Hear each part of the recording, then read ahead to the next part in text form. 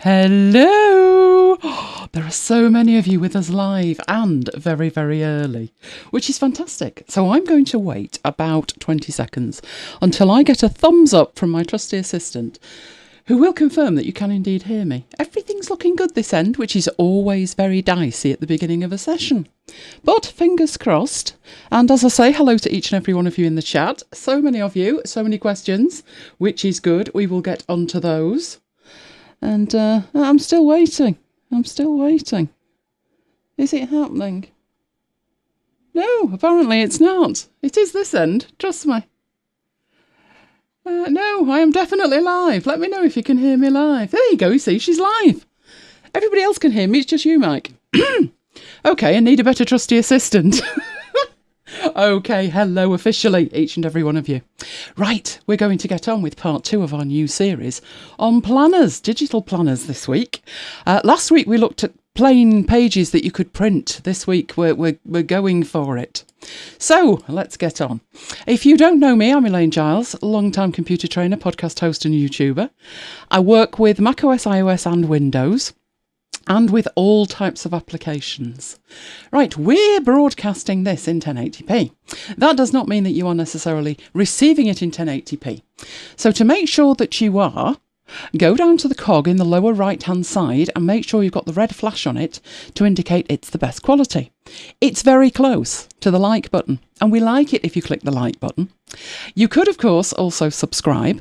That would mean that you won't miss anything that we do, and there's a notification bell. So if you hit that, you'll be notified when we go live as well. Right, everything that you see tonight will work in Affinity Publisher for Windows and Mac. Oh, I wonder if it will work when it comes to iOS, but no official news of that yet. So, a packed show. We will cover planner sizes.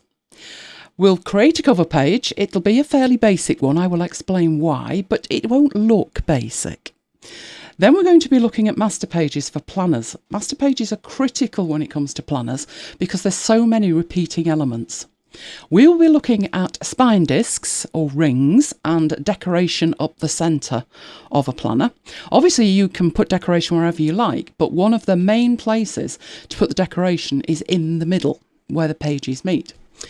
And that gets complicated, hence the need for multiple master pages, which we will be looking at smart master pages. We'll also be creating the tabs for navigating the planner. That's probably the most complicated bit.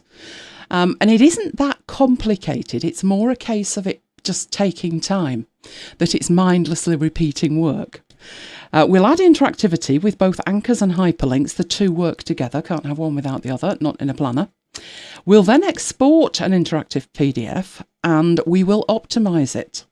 Then we'll transfer it to a device and have a look how it looks. Somewhere in the middle of that, I will do a bonus where I will show you how to do a split monthly view the easy way. Oh no, not the difficult way, not the way that takes forever. This is really quick and easy. So that will be somewhere in the middle of that. Obviously, it's got to be before we export it or you won't be able to see it. Right, questions. I know you will have questions. That is absolutely fine.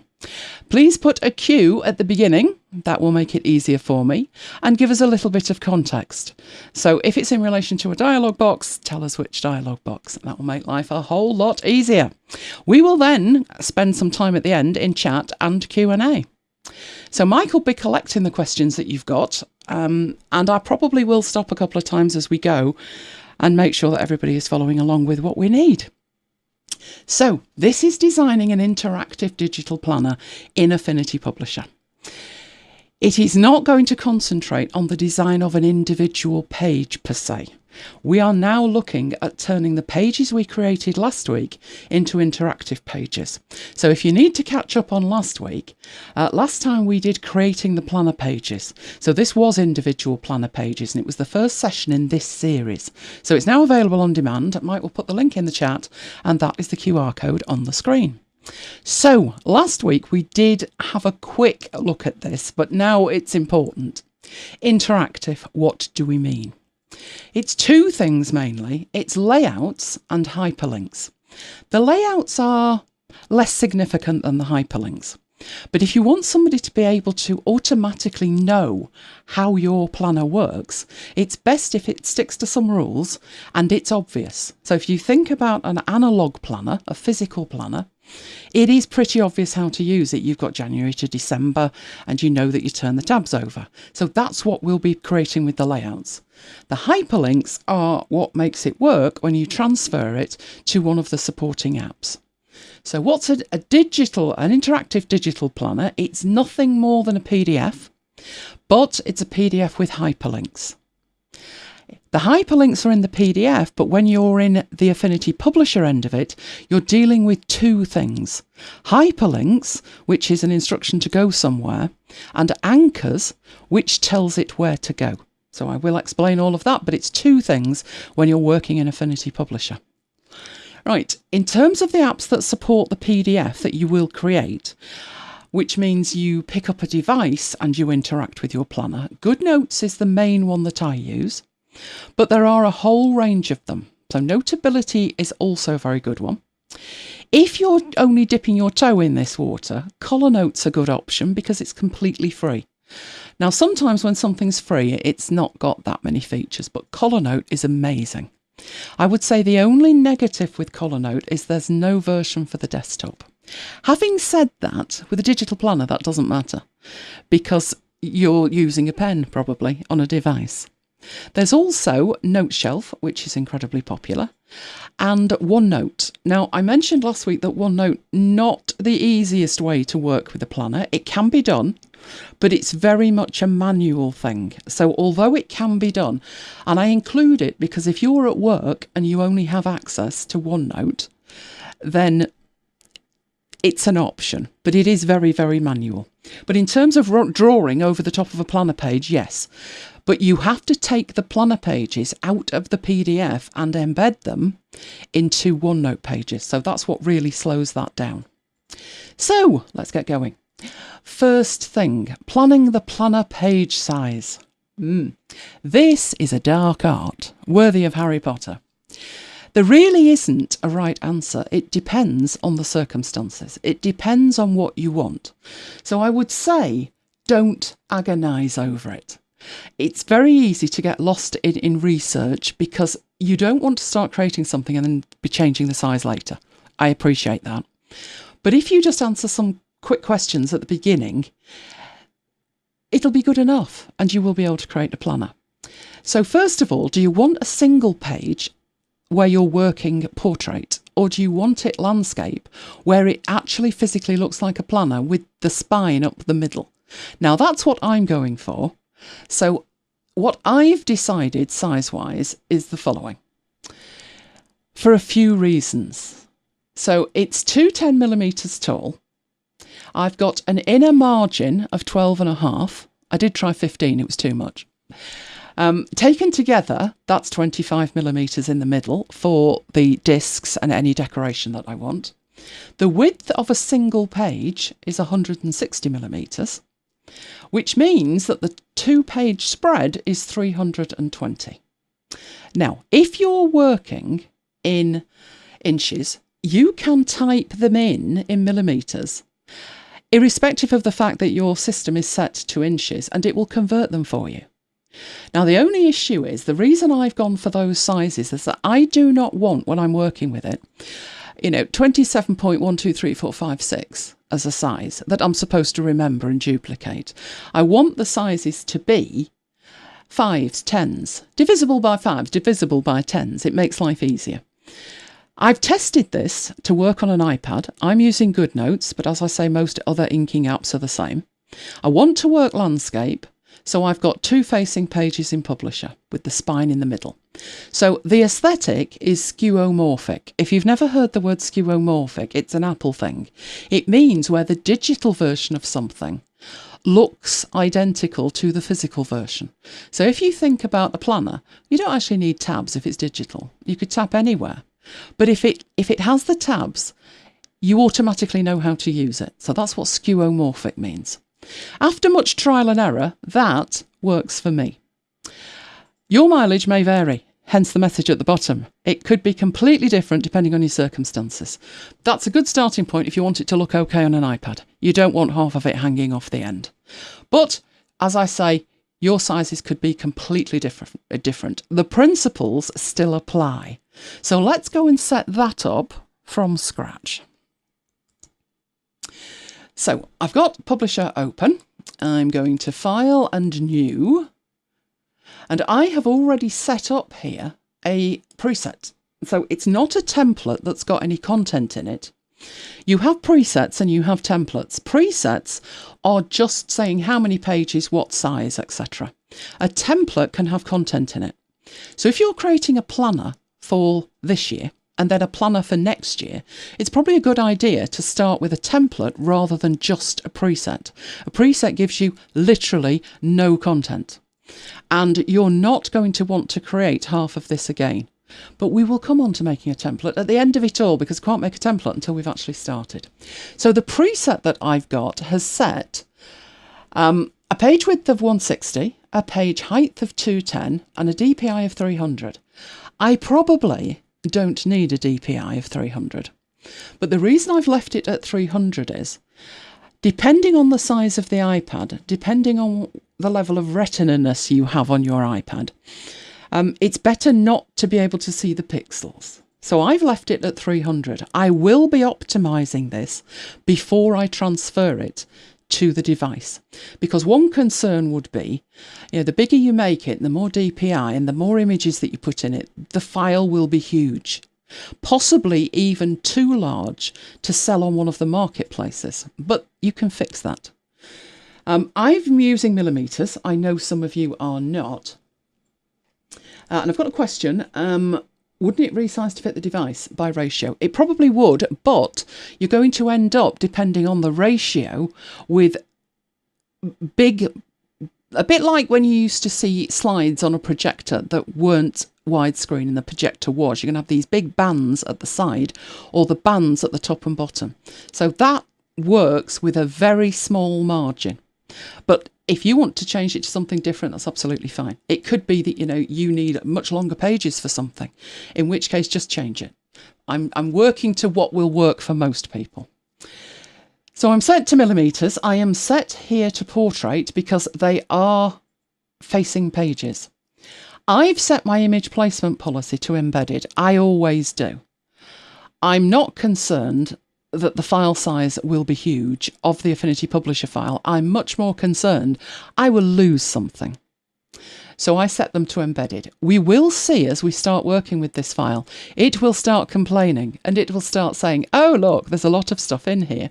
Why don't we go back to linked? And I'll just say no, leave it at embedded. Number of pages 8. I'm going to need many, many more than that. I can either create them now or I can add them later. I don't know how many pages I'll be putting in this particular demo because I have another file that's got lots of the work done already and I'll be switching between the two. But there's no harm in there to say 24. Now, you can have a default master or not. Because the default master would just be plain, I might as well not bother with it at this stage. I'm going to deliberately create them and then style them as required.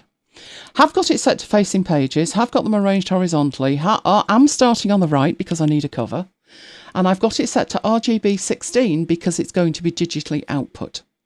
I haven't set a transparent background because if I miss something somewhere, I don't want a gaping hole. I just want it to put something on there. Margins, I'm only putting a margin for the inner part of it, which was the bit in the middle where I'm going to put the spine rings. The rest of it is set to 0 because it's for digital production. Same rationale for the bleed. If I did decide to print this, I would probably have it a totally different size. So I've got that set to 0. Now, all I did with that was save it as a preset, and that's why I've not had to change anything, but I've talked you through it. That's what we've got there. Okay, let's create that. Right, so what we've got there is one page on the right, and we've got the other pages that we've added in there, right down to the back cover at 24. And that's it, you're ready to go. So that was the rationale for the size. Do we have any questions about the size? For inches, do I just type the millimetres? And then Hang on, they can't hear you till your microphone's on. Right. Patricia says, for inches, do I just type the millimetres and then click the box for inches? You have it set in Affinity Publisher to use a specific size. So for me, I use millimetres.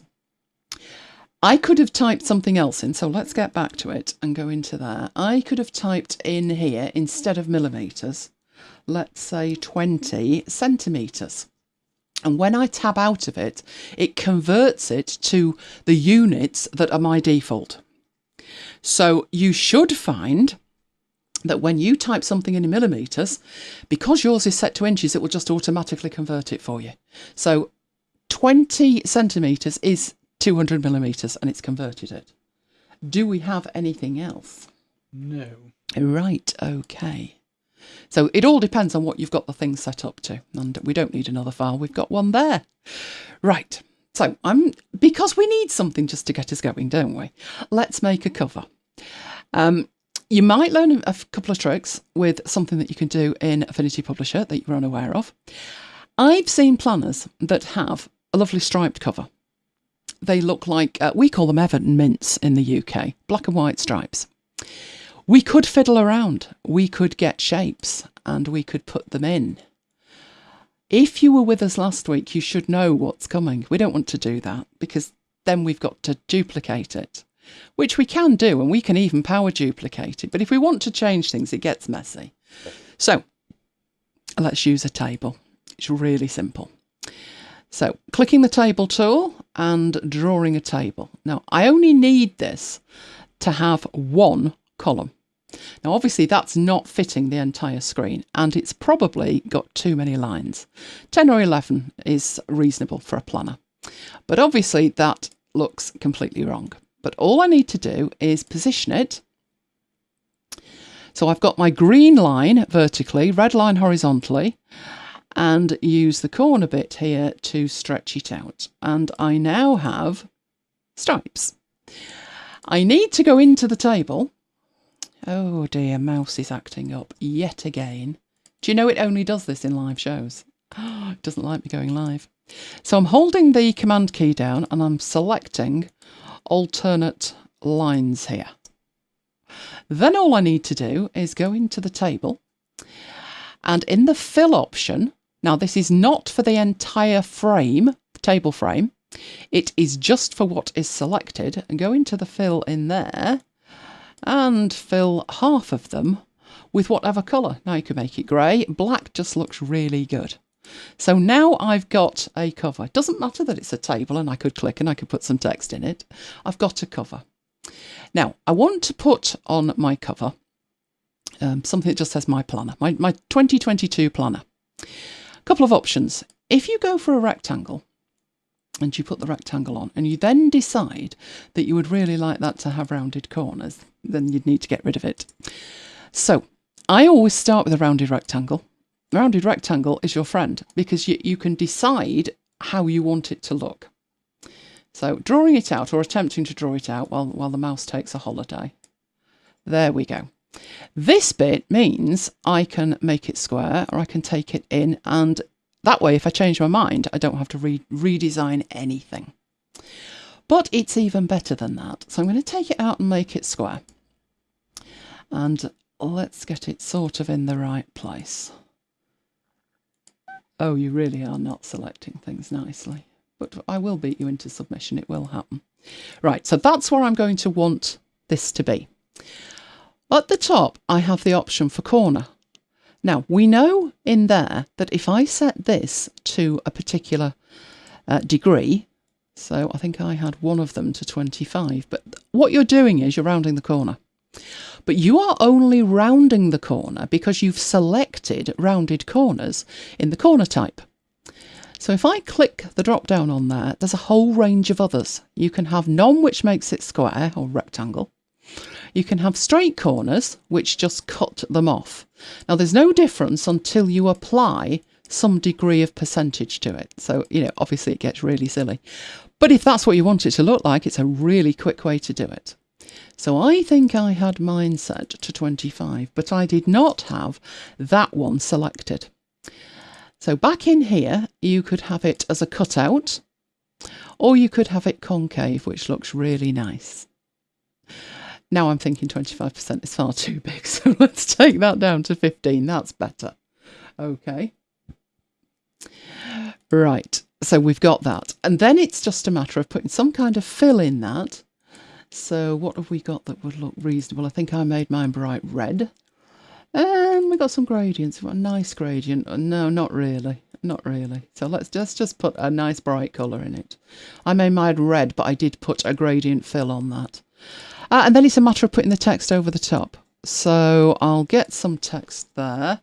Put in my 2022 planner. That, of course, is far too plain and definitely the wrong colour. So we'll make it a bit bigger. We will put it in place and then format it to look much prettier. So the font I've been using for most of this is Atlantic Script. And Atlantic Script is a free font. You just need to do a search for it. So where's Atlantic Script? Right, just give me 1 minute while I find this font. I like to type in, but half the time that doesn't work. I swear, 99% of the time, I have to type it in twice. No, it's typing at the end. It's not letting me do it. Come on. You know you can do this. There we go. Atlantic Script. That'll do nicely. Right. It's so big I need to put it on a different line.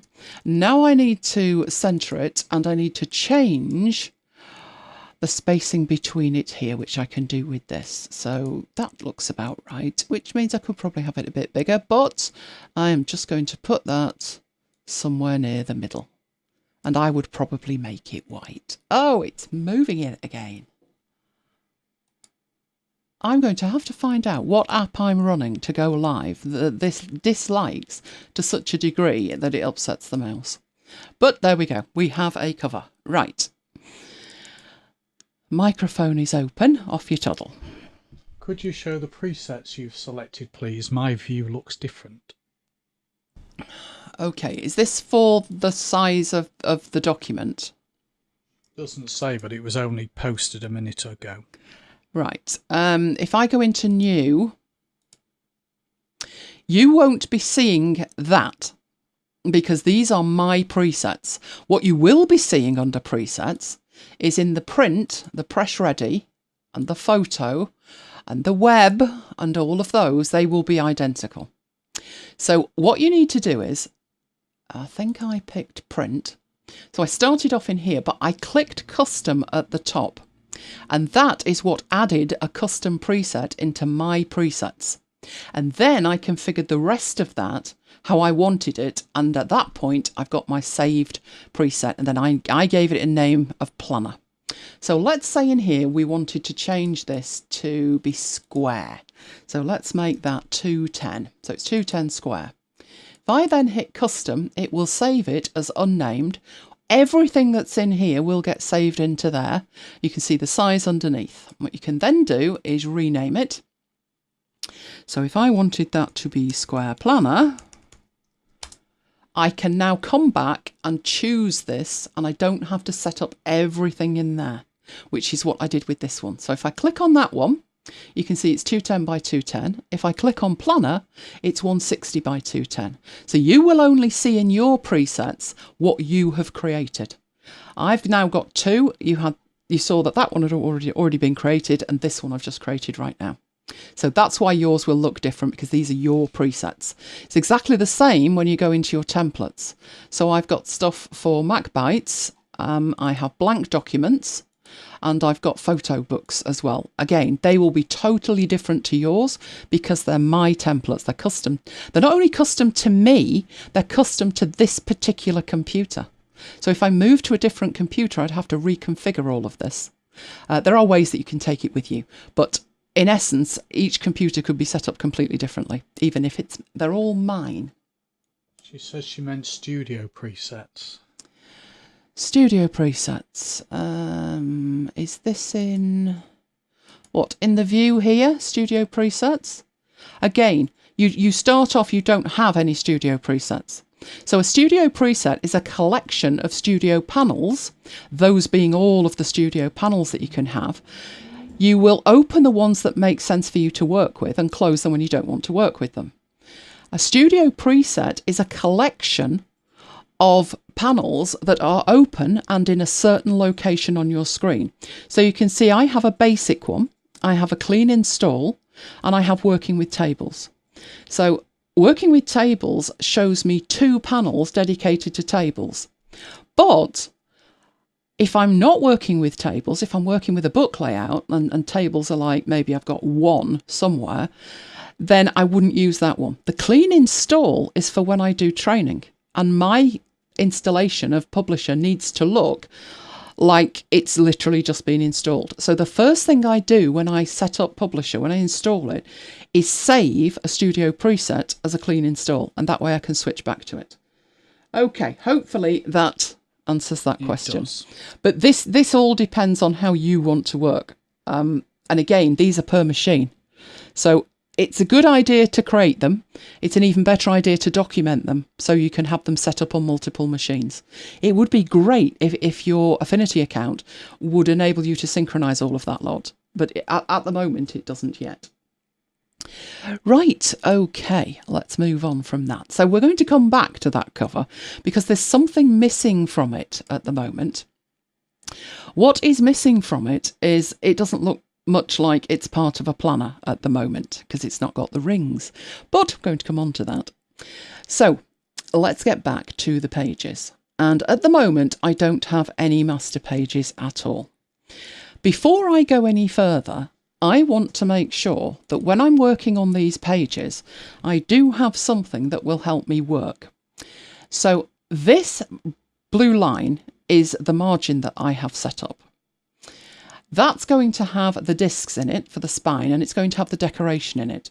That margin is just to indicate to me where that actually is. Then I've got a grid on this, but I need to make sure it's actually the grid that I really want to see.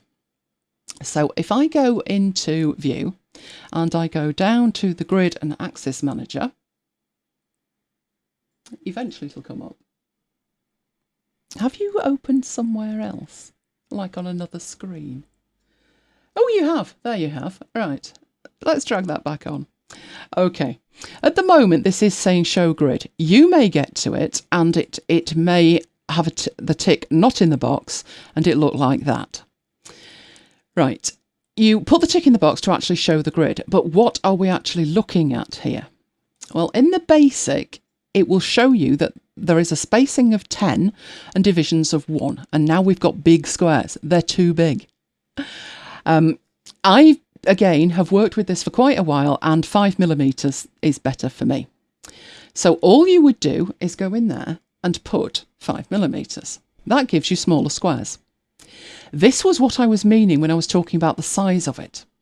Because if we look here, because the width of this page is 160 and the width of the whole thing is 320, the squares work out. It means that in the middle, which is representing the absolute middle of our book, our planner, it's not splitting a square. The margins are splitting a square, but only because 15 really was a little bit too wide.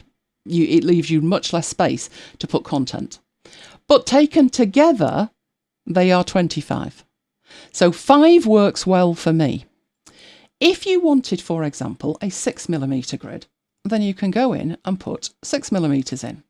That does give you problems. It starts well enough, but as you zoom in, you can see that it's split over the middle. This is not lined up. The middle is not lined up to any of these lines here. You also have another problem at the other end. So if we scoot across to the end, you've got a couple of millimetres over. But if you particularly want 6mm for some particular reason, then maybe you need to work around that with the width of the page and make sure that everything is divisible by 6. Or 7. So you could go in there and put 7. That's a little bit better in the middle, but not too good on the right-hand side. The reason I'm showing you the other options is, let's say you wanted 7. There isn't a preset for 7. but you can create a preset. So if I just call this 7mm, and I want to put it in fact, it doesn't need to be in a category, and just create it, what happens at the top here is it has added 7mm, and the icon is representing me. It's a custom one. It's the person's head. I, however, want the 5mm, so I've called it .grid. And I click on there, and that sets this to 5 and 1. And that is perfect. Perfect for what I want to do.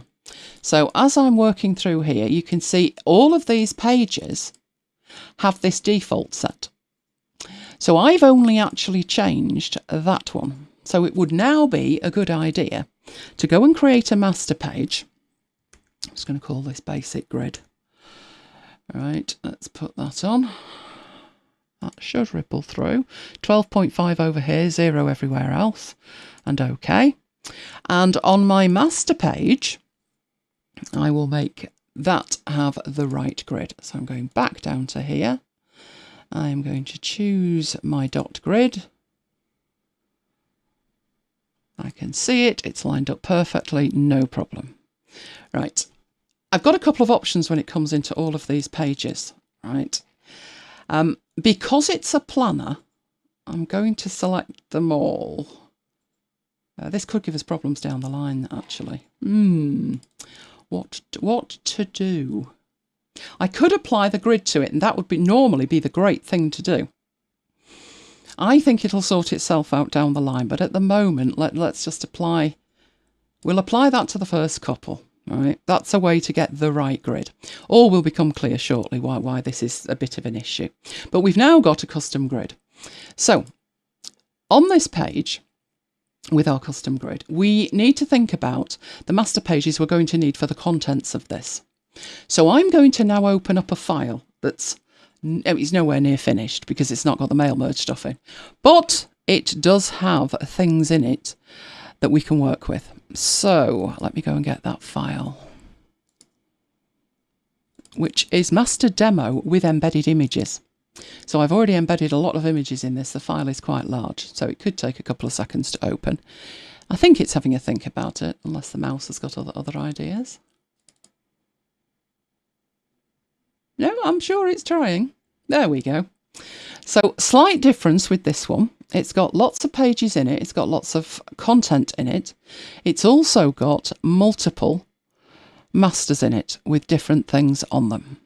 So we'll be looking at this when it's relevant, but it's also got lots of pages, lots of dividers and other things. We will be working with this file, but we're trying to get the one we've created to look similar to this. And obviously the thing is this. So I here am on a page and I have half of the rings that I need. Right, they are coming through from the masters. So we're now looking at the master pages that we need. First thing to do, we'll keep it fairly simple and we will create one of these spines here. So the master page with that on only has the discs on it. In fact, this is a spiral, but I've called it discs. Right, this you can see over here. So let's get rid of this so we can see it a bit more. Will you not make that any smaller? Okay, let's drag you out of the way. Will you be dragged out of the way? Oh, you're not being dragged out of the way. That's better. Right, let's toddle off over there. Right, I've got three options when it comes to the spine of this. I've got spiral bound in gold. I've got discs that are silver, or I've got discs that are gold. All of these I drew. So I'm not going to take the time to draw them now, but if we zoom in and have a look at them, each of these, they are in a group, but each of them is just a separate symbol. And they are symbols, but we've discussed that. So these are what we need. I'm not going to just drag this in because that would deprive you, wouldn't it? So this is a symbol. If we open it up, you can see in it, it has I've used the alternative holes. That is just a dark hole, but I've got it with a shadow on it. So it gives it depth. That's the actual gold ring itself. That is the highlight of it. And taken together, it is one ring. So I'm going to copy that And we're going to go back to our new file, this one over here. And while this is the grid, we will change that. We will change the name of it to our discs. Right. What we need to do, start off at the top. This is another reason why I like it that these are 5mm and it's predictable. So I'm going to paste that in, and I need to make sure that it's aligned to the centre, and the size of it deliberately is 5mm tall. So I need another copy of this. I'm going to skip this one and move it down to this one here. So we know that we can Command and J, that makes a copy, but it leaves it on top of exactly where the other one was. Right, at the moment here, its position is 5mm from the top. So if I type in there, none of this dragging it around malarkey, if I type in +10, it moves it down, it skips the next block of 5 and it moves it down, it adds 10 to it. Right, if we now power duplicate that with Command and J, all we need are 20 of them down the page. One more there. And it's that simple. So it would be that simple to rinse and repeat with the silver one and the spiral one that I've been using. So I am selecting all of these and grouping them. Oh, I appear to have another one somewhere. Where did that come from? Where did you come from? Seriously, where did you come from? You've come from the bottom somewhere. Oh, good grief. I think I need a new mouse. It's the only answer. Right, holding the Option key down and just manually putting that in the right place. See it jumping? Right, it's in the right place. Now don't move now. Right, let's grab that lot and group them. And zoom out to the whole page. Right, I will show you how fast it is to do the other one. So in here, we don't want the gold discs, so we'll fold those up. This time, we want to work with the spiral bound one. Now, you can't see the spiral bound one at the moment because I've got the gold one showing, but there is the spiral bound one. Again, I only need to copy one of them. So I'm going to copy it and go back to my other file. Don't need to see these. So turn those off and paste that in. Oh, that's interesting. Right, we'll paste up from the bottom then, if you like. So we will Command and J, which gives us our second one there. In this bit here, it is currently at 195. This time, because I'm working upwards, I'm going to take away 10mm, which will place that at 185. At which point, I will Command and duplicate upwards. Oh, it didn't like that. It's put it bang in the same place, which it shouldn't have done. So let's do the -10 again. And power duplicate. Ah, it got it that time. Well done. How many more do we need? One more. One more. And it's not doing that. This is a problem when you keep moving around. It doesn't like it. So I will, with that one, duplicate it and do another -10, and that'll give us the top one. Rinse and repeat in terms of select it, select them all and group them. Just easier to work with.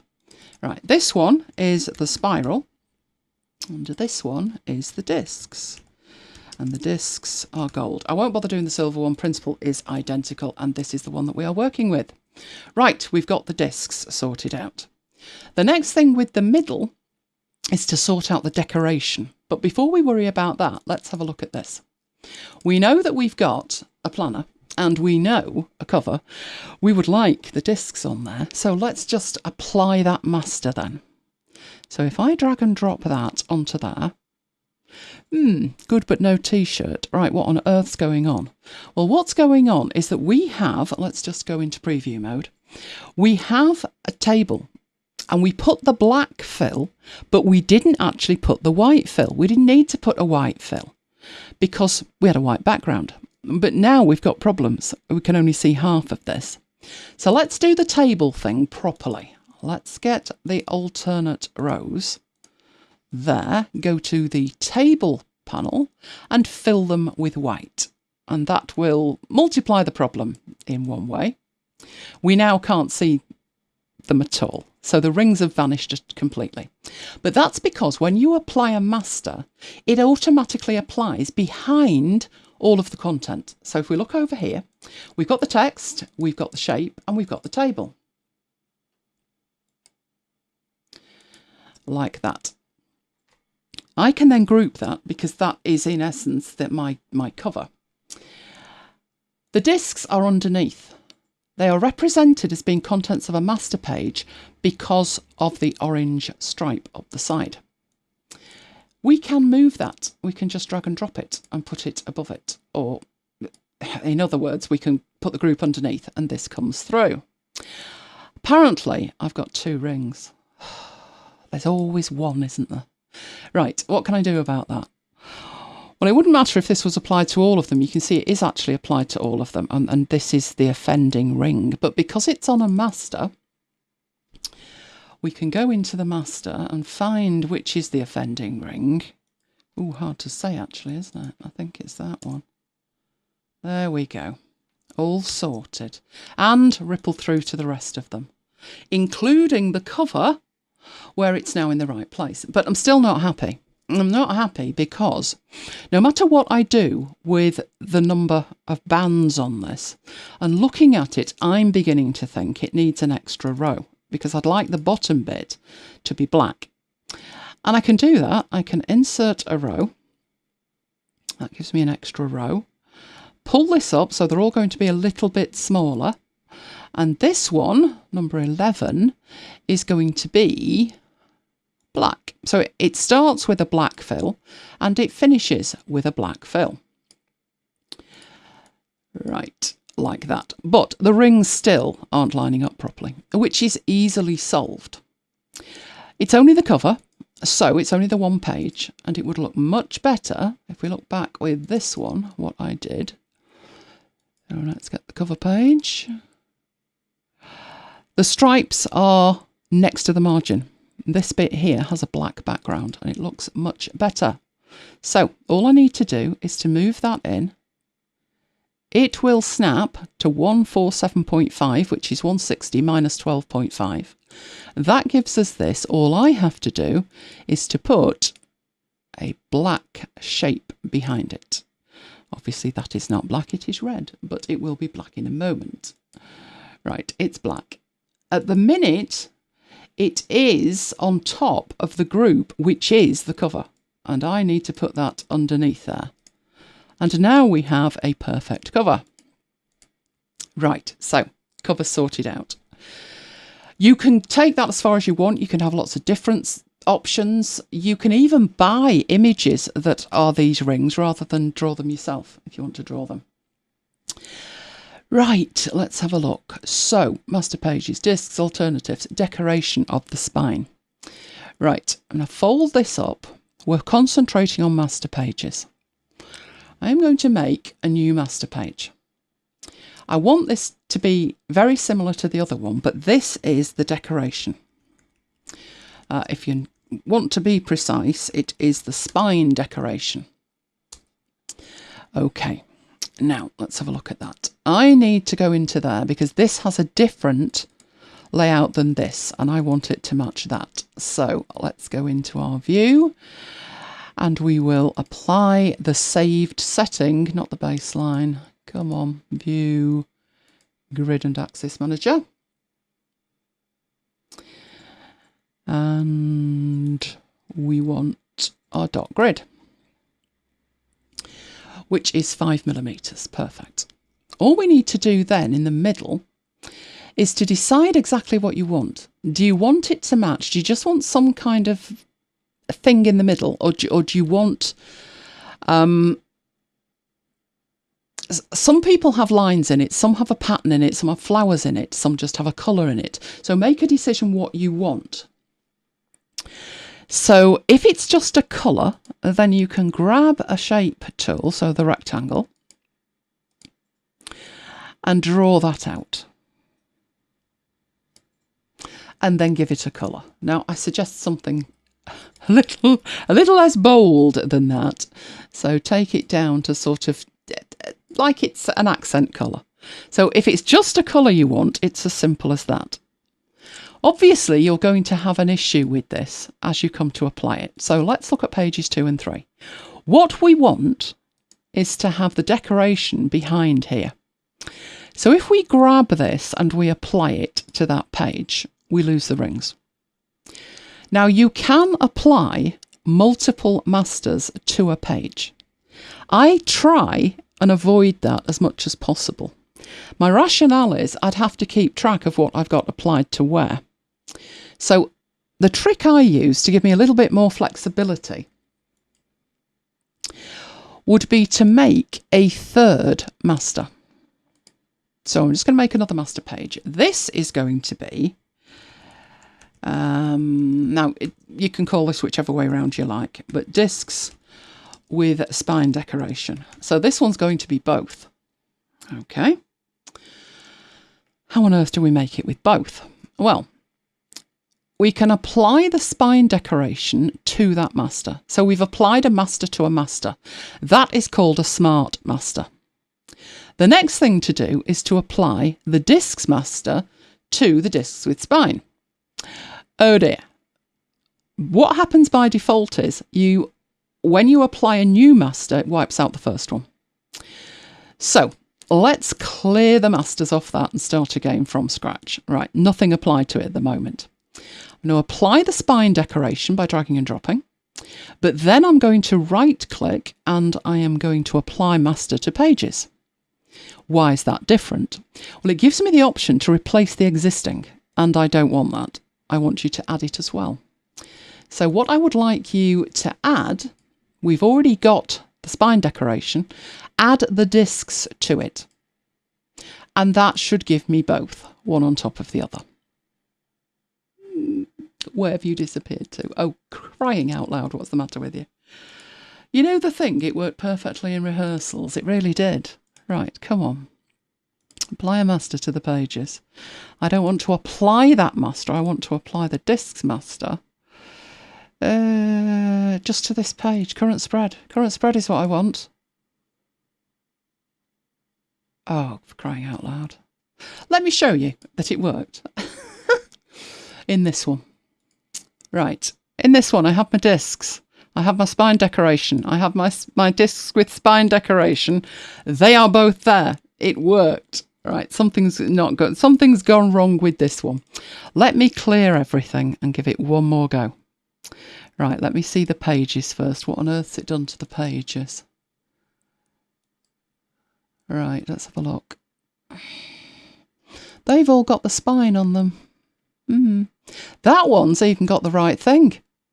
Interesting. But that's not what I wanted. I'll tell you what, I'm going to clear this. I'm going to clear the masters off that. And let's head back up here and make it work again. Oh, it's even gone crazy here. The spine shouldn't be under the rings because I put this one on. Let's go and get that and apply a master to it. And discs. But I don't want you to replace the existing. And there's discs then go on the top. It's only applying it to half of it, which is ridiculous because I can see it's actually done it correctly here, but I've not got that over there. So let's see if there's anything in here that's causing problems. That's just our decoration. That is the discs. The discs have come through, discs on the right have come through, but not the left. So it's as though it's not applied it. Curious. Let's try again. Apply the master. Don't want to replace that. That's better. Right. Now we've got exactly what we want. Okay, I have seen lots of crashes with this and lots of weirdness, but not that. That was new. So once we've got this discs with spine master, we can open this up. We obviously don't want that on the first page because we've got a black spine on the first page. So that's why I haven't made these together as one master to start with. Because one option would just be to make that with all of the objects required on it. But I've kept them separate because I'm going to want the discs separate on certain pages. Now you might be thinking, well, if that's what you want, then you could make another master. But the reason that I'm nesting the masters is, if we go to this one and we apply that to all of it, like that, if I wanted to change the discs, do I change the discs on this page? And if I did, then where the discs were applied and not from this master, like the cover page, the discs wouldn't change. So I do want to have a discs master that is just the discs. And it's really simple to change the discs. Just toggle them on and off. What do you want? It's changed on the cover page. It's also changed on all of the internal pages that I had that master applied to. This one hasn't changed. That one has changed, actually. I didn't think it had. Yeah, that one's just got applied the discs master. So there's no decoration on it. But you've got to think very carefully when you're nesting these masters as to what you actually want. Because down the line, you want to be able to change one thing. And once you've done your mail merge, your data merge, maybe 1,000 pages change. You do not want to have 20 masters and then have to go and edit the masters individually. So getting it right at the beginning, it can feel pretty slow, but down the line, you can do what I've just done, which is change the discs in 2 seconds. So that's why I have made this third master that has got both. Another reason for keeping the spine decoration separate is if I want to change the spine decoration. So at the moment, I've just got a colour in there, but if I wanted to put an image in there, which is actually what I've got in my finished file, it doesn't look like it, I know. But if I find my spine decoration page, which is just my spine decoration, I have actually in there got an embedded document, which I've toggled off. If I toggle it on, now I've got pretty flowers in the middle. And anything that has the correct master applied to it will have pretty flowers in the middle. So if I go to this one that we're going to be coming to later, and I apply the right one, which is that one, spine with decoration, it will apply that as well. I make changes on the master, that will change. That, for instance, is a little bit too bold to see the rings. So if I go back into here and find my spine decoration, and find that, which is this one here, it's at 50%. If I take that down to 25%, that will be far easier to see the pattern. Not you, we're coming back to you later. Where did I have that? I had that applied on there. And that looks much better. The blue part of that is coming from the fact that the shape was blue, but I can even take that away. So if I don't want to see the rectangle, or I could change that, that's got a blue colour on it. If I change the colour, come on, not the border. We don't want the border. We want this. I know it's really pale blue, but we could. You've still got the flowers and you've got the colour over the top of it. So it just gives you so much flexibility. And once you've set this up, the rest of it just flows through. And of course, that's the point to think about the templates as well. Oh, chanting the future you mantra as we speak. Indeed, future you is going to be totally enamoured with previous you. Absolutely. Right, so we have got our discs and decorations. The number one thing for navigation is the tabs. It's not that tricky when you think about it. So what I'm going to do is I'm going to get a completely empty page. I could do this with the rings in the middle, but I'm not going to. I'm going to clear the master off that just to give me some working space. It's time consuming. There are ways that you can automate it in certain ways using specific features, so I will show you that. But it is going to take time. There's no way it's not going to take time. So what we're looking to create, we'll go back to one of our files with lots of stuff in, is we are looking to create the navigation that we have there. We have got tabs down the left-hand side, tabs down the right-hand side. You don't need them down both. They are there for a reason. And I've also put some tabs across the top. Each of these links to a divider in this planner that when it's on a device you will tap and it will take you there. So the dividers are here. There's September, there's October, and so forth. So what we're looking to create is these tabs and have them display correctly. So starting in a completely blank file in here, first thing I'm going to do is make sure that I have got the correct grid applied, because that will make my life so much simpler. So I want that grid, and let's get going. So the tabs themselves, I've worked out the size that they need to be. When you've worked out what size you want it, write it down. I have done that. So if I show you what I've got in here, I've got the placement, I've got the size, I've got the styles, everything, it's in there. I know you can go back to the file and look at it, but you'll get overwhelmed with all of the content of the file. So here's how I did it. First of all, I need a rounded rectangle. And I'm going to draw out a rounded rectangle. The size of it needs to be 10 by 15. Or does it? Because I've actually rotated it. So I would want it the other way. I mean, you could draw this correctly to start with, it doesn't matter. So this down here is 17.6 by 10. Well, I need the height to be 15, which in my case is the width because I've rotated it, and that to be 10, which is fine. Okay, so we're going to zoom into that. We have a tab. We actually have a tab. All you really need to do is then duplicate it correctly, but it's probably best to get it in the right place first. It might make more sense if I actually do this and we rotate it later. So let's get that there. Now, this is just a trick. You could do it differently if you wanted. Right, that one is going to be December. There's a reason for this. I would like to apply some shadow to it. If we look at what we've got in our other file, there is shadow applied to it to give it lift off the page. So it does look like they're tabs. More importantly, when we go to the other tabs on the other side, it's actually flipped around. So that's clever. How do we do that?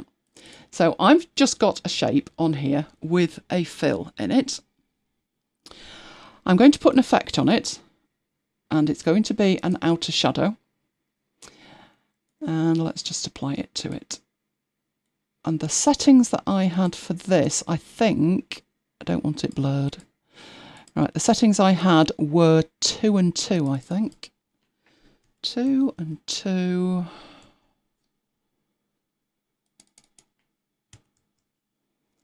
How's that looking? Not great. Weirdness is happening here. Right, I'm going to give it some colour, crying out loud, so we can see it. Right, we can see that. We can see the drop shadow. Two's okay. So that one was 50%, 2 pixels and 2 pixels. Right, we have one tab. Do we duplicate them? Do we power duplicate them? Get them in the right place and power duplicate them? You could do, but I wouldn't, because you need to have some text on them. So if I go in and I just put some text here, so I'm going to put December, and I will have that in some kind of grey. I do not want it in that font. It needs to be Trajan so we can read it. Right. So I've got the text, not too bad at all. And it needs obviously to be sized. I happen to know the size needs to be 8 points. So I'm going to go in and make it 8 points. So let's get the text, go in there, 8 points, and off we toddle. Right, position wise, I know it needs to be 2 millimeters from the top. So if I just take that down, you can see it counting up 1 millimeter, 1.6, and 2. It's in the right place. Right, now can we power duplicate it? Well, it's probably best to group it. although I didn't for good reasons. I actually grouped the all the text together. There was a reason for that, but you could group it if you wanted. You could group it while you power duplicate. But should you power duplicate yet? Well, before you do, think about the text. We're about to make 12 copies of this, and if we do, and then decide we want a different font colour, future you will be very upset. You could make this a global colour. That would solve the problem. What if you decide to change the font face? The global colour won't help you there. So this is the point to think, is future me going to want to change that? Oh, I could well do. So make a text style. So in our text styles in here, we have the usual thing. I have this set up to view the hierarchy of styles. So yours may look differently. What I've done is put a tick next to show hierarchical. So everything in here is coming off the base at the moment, with some character styles separate. Right, I may want down the line, and this really is looking at future you in many years to come, I might down the line want to use these as assets. And if I do, and I have them, I have the text style based on the base or the body style, it's going to be a nightmare. So what I do with my stuff here is that I make a new style. But in here, I don't make it a paragraph style and I don't make it a character style. I make it a group style, which is a container for other styles. So this one is going to be tabs. But before I do anything else, I reset the formatting because I don't want all of this. Not in here, I don't. No, no, no. So I'm going to reset the formatting on that. I don't need to style this in any way at all. And so I'm just going to click OK. Because it's a container. It is there. I can apply it, but that's not it really. The next thing I need to do is to make another paragraph style. I'm going to reset the formatting on this, but you'll see why, because it's got all of this in it, and I don't necessarily want all of that in it. If I reset it, it says no changes. But no changes from what? Well, I want this to be based on the tabs, the tab that I have just created, my container style. And I want it to be called tab label. Right. Now, at the moment, it looks okay. But if I had some more text, so if I went and I put some text here, and I changed the font of this to something ludicrous, right, and I then applied my text style to that, so my tab label here, that's not right. And that's because our tab label doesn't actually have any styles in it at all. It's just got no change. There's nothing defined because we reset it. So how do we fix that? Well, we click on the one that's formatted the way we want it formatted and we make sure that tab label is applied. Then we can update tab label. Doesn't look like anything's changed. But as we go up here, we should be able to apply that and it will then look the same when we apply it. So it's just a way to get a really simple style. If I go into edit it, you can see at the bottom, it's only got the differences. It's not got all of that drop caps and all kinds of stuff in there. It's literally just got what font it is, what size it is, and what the colour is. Okay, let's OK that. So we do have a style. We can get rid of this text and we are ready to make copies. Why have I started with December? If you're with me live, put it in the chat. Why have I started with December? So I'm going to select them and I'm going to Command and J. And that will give me a copy. We'll go to the layers so you can see it. Right, and zoom in. I want that to move to the left but have some degree of overlap. So at that point, there's no overlap.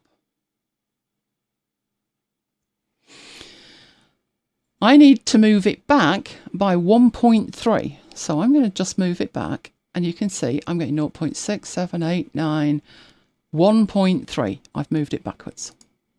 So this one is over the top of that one, and that's why I started with December.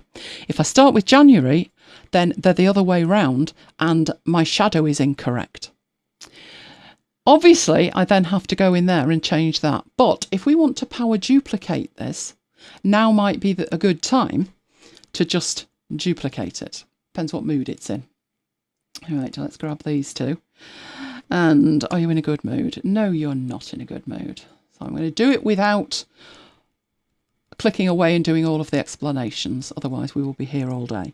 So, no, you've not done it properly. Oh, you're driving me potty.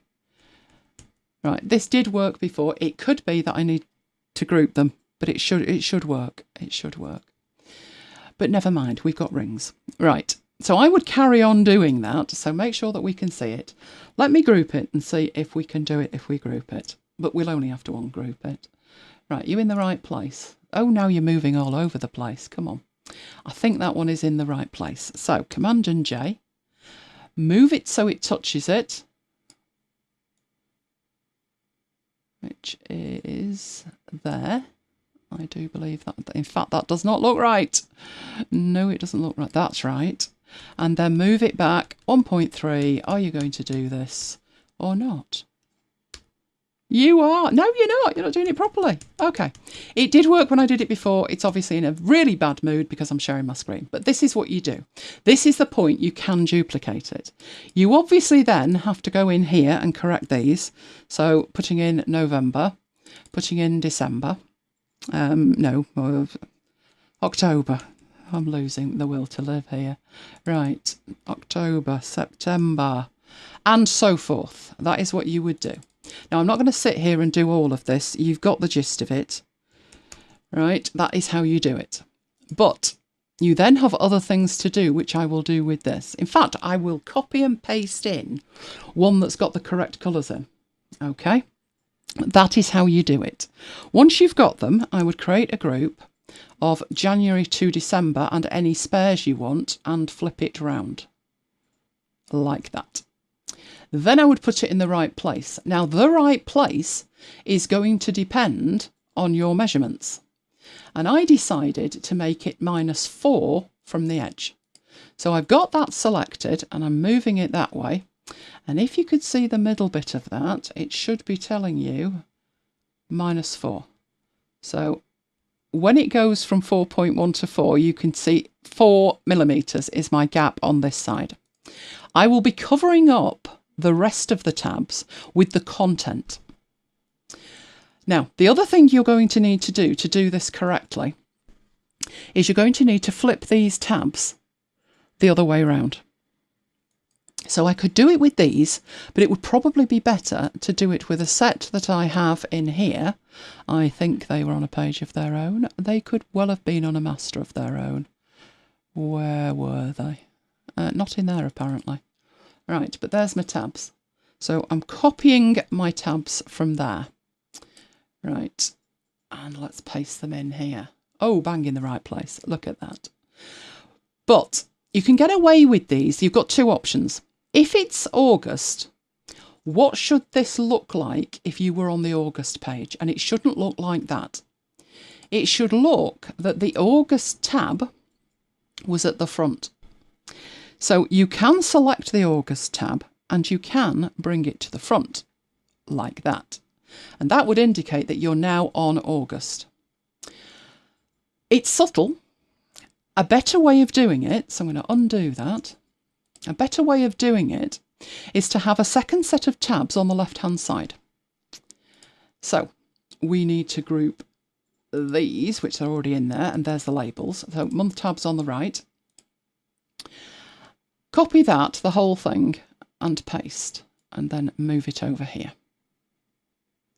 Right, there is some manual work involved because these tabs need to be the other way round. Instead of having December and the 3 green ones at the back, you need to have them at the front. So they need to be the other way round. That's just a manual job.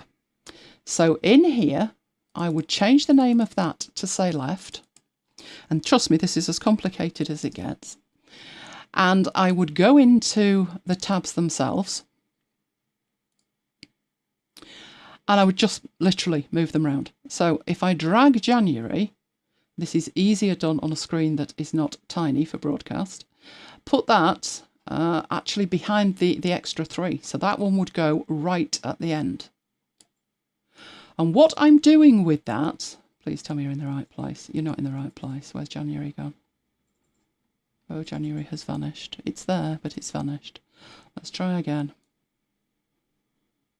It is so tricky when it's tiny. Right, it needs to go at the end there. Right, all that's done is meant that February is on the top, but we have another problem. The drop shadow is on the wrong side. The drop shadow needs to be on the other side. Luckily, that's easily fixed. You select all the tabs. You bring up the layer effects so we can see it. Instead of it being 315, you flip that round to 135. And now the tabs are the other way. We still have an issue. The issue we've got is the January, February is the wrong way round. That needs to be flipped. So that's why I put the text in a group of its own, because then, hey, I can flip it or turn it round. Turning it round isn't going to work. So I've got the rotate option here. If I rotated it, now I've got December at the top. This is not good. This is sounding incredibly manual. But you could flip it, surely. You could do a text flip. Good, but no T-shirt. If we look at that, yes, it's sort of right. It's in the right position, but now it's mirrored. Instead of May, we've got yam. That's not good. But there's a trick. This trick can work for lots of things. Let me show you what it looks like really simply here. If I've got that shape and I duplicate it and move it down and that, so I've got 3 of them, right? And I select them and I scale it. It scales like that. It's scaling the entire thing, but what if I wanted it to work slightly differently? It's scaling the entire thing. There is an option where you can work on these individually. So if I select these and I want each one of them to be square, so I want to go over here and I want them to be 35mm square. If you look at what's going on down here, you can't do that. If I go into there and I type 35mm, because, you know, I want them 35mm, that's not good. Yes, each one is 35mm, but I wanted it square. So it's reporting 35mm by 35mm, but it's referring to all 3 of them. It's not scale individually. But there is a trick. Up here on your context sensitive toolbar, you have an option for this one here, which is transform objects separately. Looks interesting. So if you click that, I'm going to have to zoom in so you can see all 3 are selected. It just doesn't look like it. One has the handles, the other 2 have a dotted edge on it. If you now go down here, instead of it reporting that collectively they're 35mm, it's reporting they're 9.1. So if I type in 35, what it does is it converts each one to be 35. So if I click away and move them, they are now squarish. Don't know why it's saying 34.5, but you get the idea. So the principle of that is we need to manipulate these things. Come on, let's get rid of these. We need to manipulate this text, but individually, because if I grab hold of it and I tell it, with this turned off, to flip it. So what would I want it to do? I'd want it to flip that way, I think. Or the other way, however I want it flipped. I don't want the whole lot flipping. I can flip it individually by going in here and making sure that this is selected, and then I can do whatever I need to do with it. Okay? So it's a matter of remembering that this thing it's a big feature and yet it's hidden away. It is so useful when you have multiple items. So if I wanted to resize these tabs, this would be the way to do it, but the default is to transform the objects together. So it's one thing to think about. So with that enabled and all of my labels selected, I get a different outcome in here with them individually selected and with the button pushed in, which is now over here. They are all selected. I can then manipulate these individually and get a different result than I would the other way around. So let's have a look with that. Did I flip them that way, I think, and did that. Which way did I do it? Come on, that's the wrong way, isn't it? Great, there we go. There we go. So that's how you do the tabs. What that looks like when you've finished and you've got them all lined up and in place is like this. I have left these tabs over here, but I will show you at the end, remind me, how I would go about making this for a particular month. But once you've got those tabs lined up like that, you're sorted. So we now need to move on to adding the interactivity to the tabs. So back to the file that we're working on, our working file here. Right, we need to add to these over here. We need, when they click January, for it to go to January. Now, we don't have January pages at the moment. We don't have anywhere for it to go. So if I were to go in here and think to myself, oh, I'm being very clever, right? I want to go into January and I want to add a hyperlink. First of all, do you add the hyperlink to the word January, which is in a group in there, or do you add it to the shape? And so it is as big a target as possible, add it to the shape. So this shape is January, and you would add the link to that. I can't remember. Let me have a look. Anchors, links. Oh, good. I've got nothing in here. So at the moment, I could go in and I could try and add a hyperlink. And I add a hyperlink by selecting the shape, right-clicking, scrolling down, and my last option is interactive. And I can add a hyperlink. Now this says edit hyperlink. There is a reason for that. That is because we copied and pasted this in. So I will use the ones that don't have the links on, but that's how you do it. The problem we have in this file is there's nowhere for it to link to. What would we want to happen when they click on January? So the first thing to do is to go away and make the pages that you need for January. So what I did was I put a picture frame on the whole thing. Did I make it the full width? I think I did. I went like that. And then I put in some pictures. Now these are free. I'm using them as divider pages. So what they are, let's get this on so you can see them. Today they're free. I can't guarantee they're going to be free tomorrow. The link is where it needs to be, Mike, so if you could share that, and I'll put the link below in the description. But be aware, they're free today. I can't guarantee they're going to be free tomorrow. Luckily, there were 12 of them. So I use these for the divider images. There is an issue with these images. They're quite big and they're going to boost the size of the file. But remember, we're going to sort that out later. So let's get these out of the way and drag and drop them into here. So that's going to be my January image. I do have up here this one, which we already had. It was in our group here. And I just took this and the text and put that on the page, exactly the same place, and changed it to say January. So let's grab these two, group them, and put that over there. It wasn't quite as garish in my other one, but if we put that there.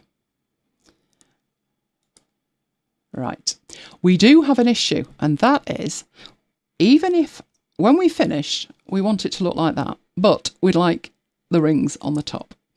And despite the fact that this is not a master page, it's a content page, you can still choose to move the master elements. So I'm going to move them to the top. And now we have instead of my 2022 planner, this is going to be January 2022. And we'll lose the word planner at the end. Move back to there, put the 2022 on a different line, and we now have somewhere for it to navigate to. Right. So what we actually want to do when it comes to creating links, it's a two-step process. If you want to link to a page or any content in your file, you need to create an anchor point. Right, I'm going to use the text for this. There is a reason why, but I'm creating it manually at the moment, so actually it wouldn't really matter. What you need to do is, for that, you need to create an anchor point, a destination. So in here we have interactive, and you'll see that the option we've got is insert an anchor, show anchors, or insert hyperlink. You may think you need to insert a hyperlink. No, not yet. This is the destination. For the destination, you use an anchor. So I'm going to insert an anchor. And then it allows me to name it. It's taking the default name from the text that's selected. If it wasn't text, if it was a shape, it would take the name of the shape. But don't leave it at January 2022, because you're going to end up with a huge long list of these. And you need to quickly identify the destination. What was that? So if you call it January 2022, did you mean the divider page? Did you mean the calendar? Did you mean the start of the dailies? What did you mean? So be specific. So what I do is put in what it is. So it's the divider page. I want them listed alphabetically. They are listed alphabetically, but they're not going to be if I call it January. So I take away the January, leave the year, and then put in a number for the month. Then I copy that, because I'm going to need lots of these, aren't I? So I'm going to duplicate this setup here. That is going to cause problems straight away. By duplicating it, I have created two destinations with the same name. Oh, that wasn't clever, was it? You have an anchor panel. So View, Studio, Anchors, and it shows you your anchors. You can click on one of these. So first of all, let me get into this one and change that to February. Right, the anchors are none the wiser. To the anchors, it's exactly the same as it was before, because you name the anchors yourself. It doesn't automatically update when you change the text. Oh dear. Right, so one of these is correct and one isn't. So I'm going to select one, and at the bottom I have this, what looks like a burger menu. That is going to take you to the anchor. Okay, so the top one is January. This one, no. So I'm going to delete that anchor. And now we've only got the one on January. Going back to February and going into here and selecting the text. And I'm going to create another anchor. So right click, interactive, insert anchor. It's going to take the text. I'm going to get rid of that. And I am going to put in O2. Divider 2022 O2 and OK. So I'm guessing at this point, you can see this is going to take forever, isn't it? You are going to have to do this manually. There are ways that you could automate this, but we'll leave that for the moment. That is more data mergy, right? So you would create 12 pages. You would create 12 anchors on those 12 pages, and then you're ready for step 2. So just to see what that looks like in a finished file, this one has all of the divider pages from January through to December. I can click on any of them and I can use the show me in the file option. So if I wanted to go and see August, go and see it. Making sure this enables you to be sure that they're going to the right place. Okay, so that's the anchor bit. How on earth do you get the hyperlink bit working? So back in this file, we've only got 2, but we'll add the 2 and I will show you adding more to a full file in a second. So where were we navigating from? Right, in here. So this was where we were. We were looking at that shape that represented January. And we wanted to add a hyperlink to this. This is not a destination, it's a jump-off point. So this time, although you use the same command and you go to interactive, you don't want to insert an anchor. You want to add a hyperlink. Now, the reason that this is saying edit is because this was copied and pasted from a complete file. So let's move that out of the way. These were not organised in any way, shape or form. They don't even have the right words on them. So we'll go into December. I think that's selected, and put January. You are awesome. Right, so I want this time to get this shape. This mouse is going in the bin. There are bad words being thought. Not necessarily said, but thought. Right, come on. Don't play with my mind. Right, that's the shape. That's it. We want to add a hyperlink. So what it looks like when there's no hyperlinks is you can insert an anchor, show the anchors, or insert a hyperlink. So remember, an anchor is the destination, a hyperlink is the jump-off point. So I want to insert a hyperlink. This is the dialog box. What type of hyperlink would you like? Now, this dialog box is not the best dialog box. It was an afterthought. It wasn't included in the original beta. It was added as a feature, and it's a little bit on the plain side. So you can navigate to a page, a named anchor, an external URL, a web address, to a file, or you can get it to send an email. So this is great on a support page, but we want to navigate by anchor to specific places. Right, would it be divider 2022-01? Actually, it would. But that's because there's only two anchors, two named things, and it's picked the first one. So I've shown you the options, but it didn't change anything. And I just clicked OK. I know this second one says August, but just imagine it says February. And do the same with that. So into interactive, into insert hyperlink. This time, not quite so clever, because it's just picked the first one, but I can pick the second one and OK. And that is all there is to it. So you create an anchor point, which is your destination, and then you create a link to that destination. So what's happened in here? Well, our anchors appear in here as a list, and this is a separate panel. Now there's lots in here because I've copied this one in, but I didn't copy the destinations in. So if something goes wrong, you will see this cross. And that is indicating to you, okay, you've got a hyperlink, but I can't find the destination. So a better way to show you would be to show you in here. Do not give me grief in this one. I've got all of the dividers listed in here. And I've got all of the hyperlinks. And you'll see in here, I've got one for January on the left, one for January on the right. On the left, on the right, on the left, on the right. Each one has a different hyperlink. So I've got double navigation, navigation on the right, navigation on the left, and I've had to put in all of these hyperlinks. It is a time-consuming business. It could be better if you're doing this, selling them, and you're selling quite a few of them, to create a very generic, instead of putting a year in it, just put 01 January left, 01 January right. And that way, you could add that to your template and make it more generic, and you wouldn't have to go through all of this business, renaming them for each planner year. Obviously, you'd have to do something different if you're selling a planner with 2 years in it. You, in that circumstance, may have to put year 1 and year 2 at the beginning. Anything to save time, really, because you don't want to do this multiple times. But that is how you create the navigation. I didn't wire up in this file the top one. Where's it gone?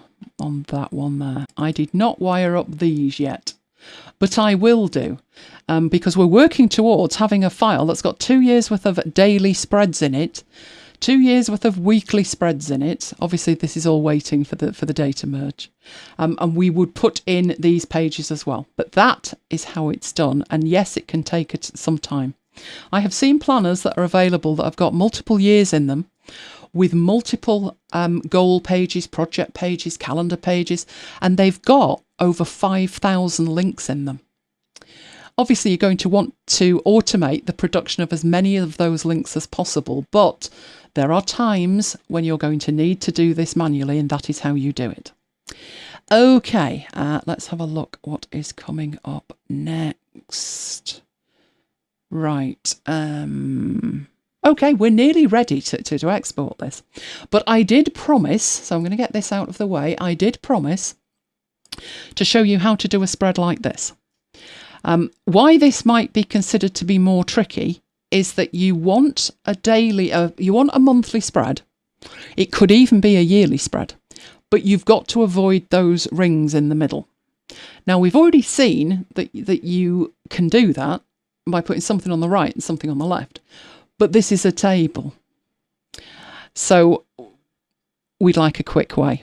So I'm going to go into here. So there's a page ready and waiting for me in here with our new flowered centre and everything. And this is going to be a monthly calendar. It's actually going to be exactly what we've got on there. So we need to look at what we've got on there. We have Monday through to Sunday, with the dates in the right columns with column headings. We have a column on the right for notes, and it lines up perfectly. The notes, there are 5 lines of notes for each week. That's what we need, preferably quickly. So let's get going.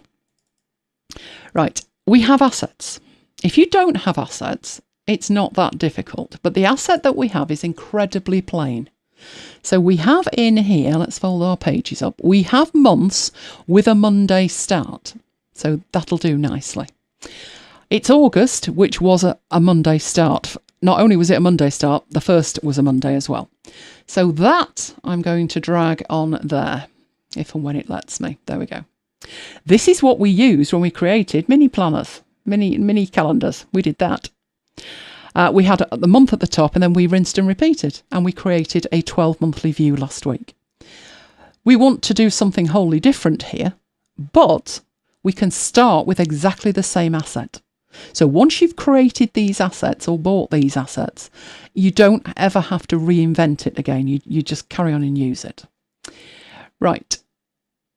It's going to be a smidgen messy with this in the middle. So did I have a blank page? I did, down here.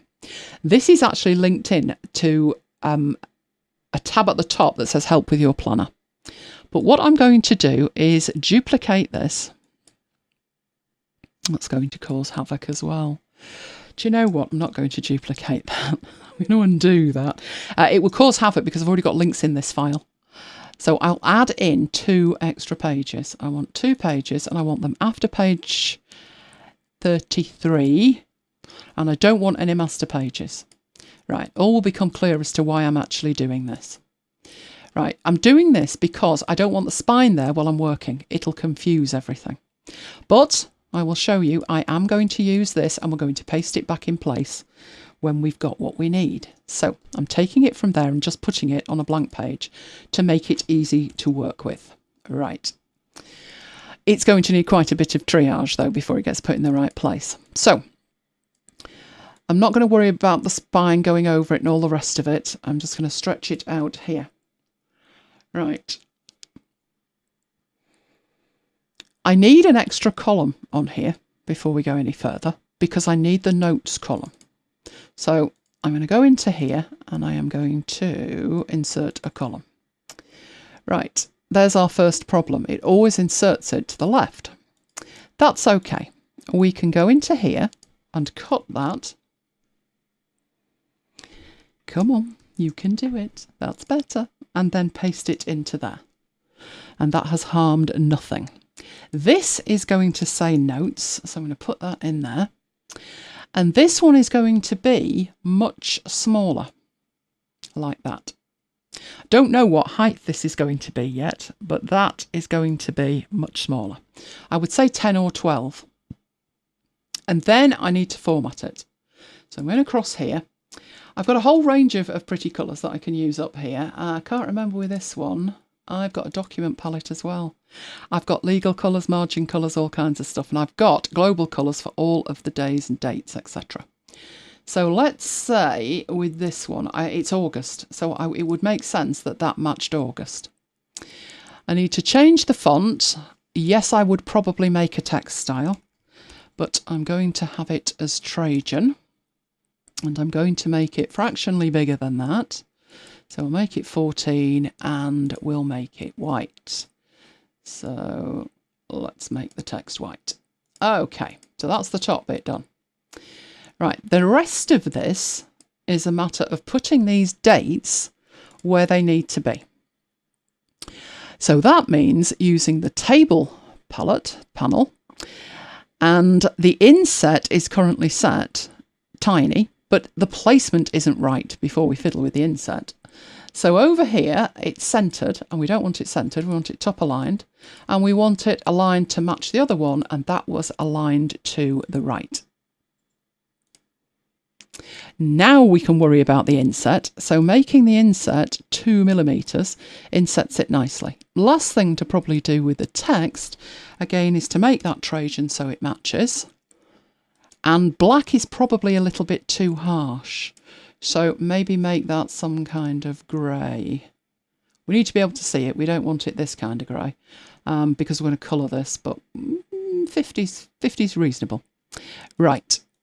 Next thing to do, we had alternating colours.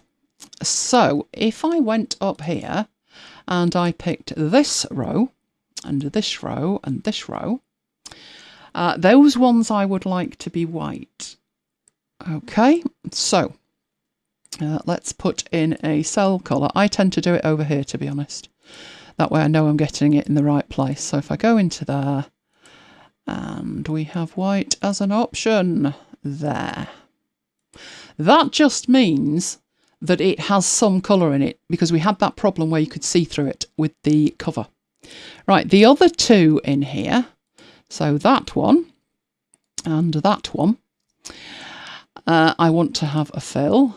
Let's go to the swatches, and I could make it match or I could make it paler. So let's go for that and see how that looks.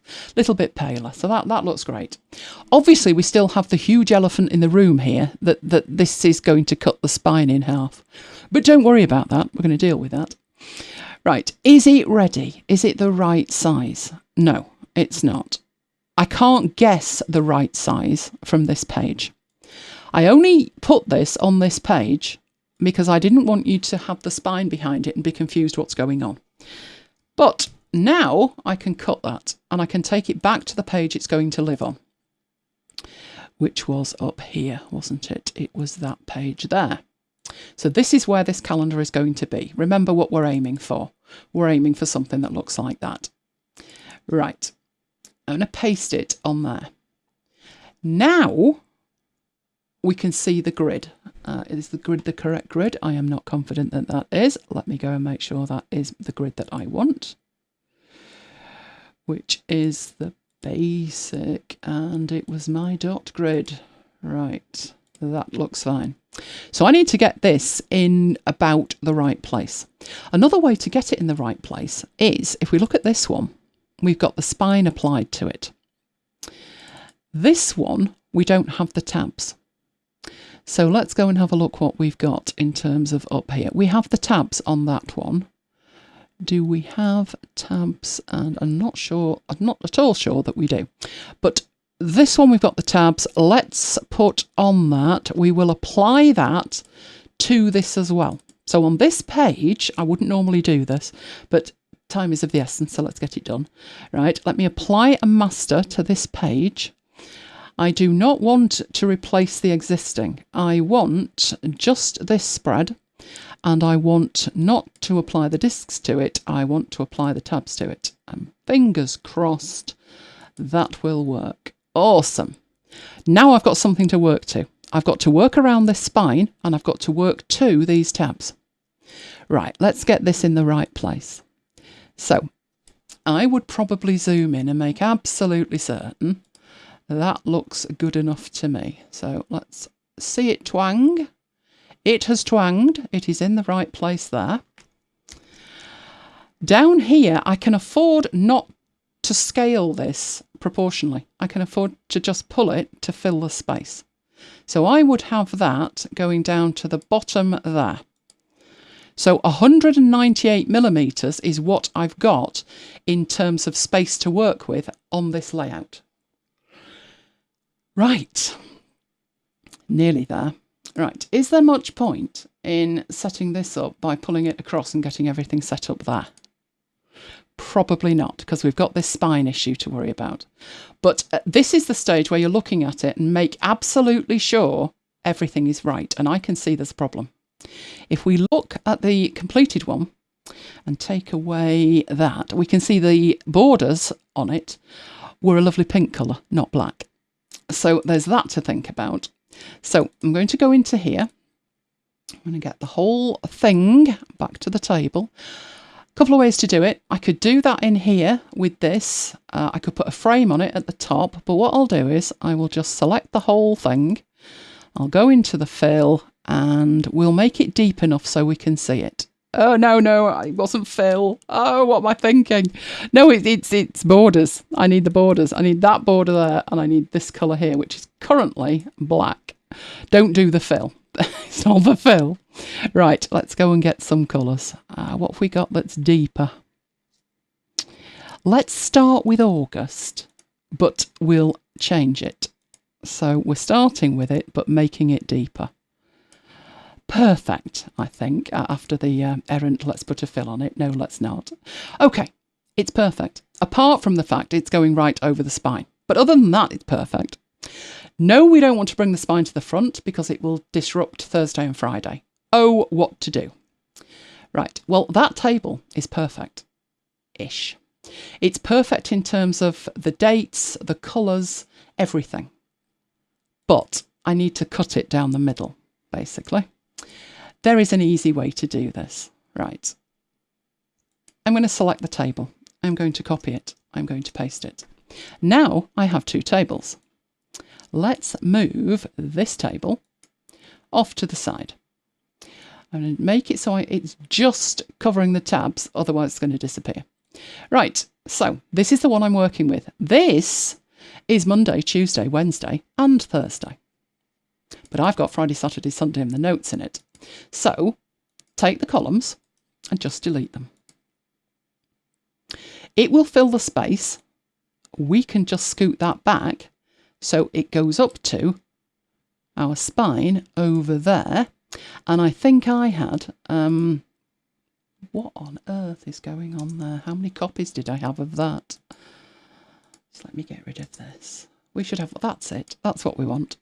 I had a fraction of a gap between it. I had the 2.5 millimeters that I took off the spine. Awesome. Monday to Thursday. Then I've got this copy here and I do the opposite. I don't want Monday to Thursday. So go into the table, select the first four, right click and delete the columns. What we're left with is Friday, Saturday, Sunday and a space for notes. So we put that on this side, making sure that that's in the right place. So with our 2.5 millimeters there, and it looks like it's matching up, scoot the size down so it fits. So the width of it is, it's not 142. I do believe it's 138. Or fractionally less. Have a look. Needs to be over that. That's close enough. Close enough. We still have one issue. Our one issue is the notes. You could, in here, merge these cells. That way madness lies. Merging cells gives you problems down the line if you want to make any changes. There's a much easier way. I think this borders on a dirty hack. Let's see what 137's like here. Or should it be 136? 136.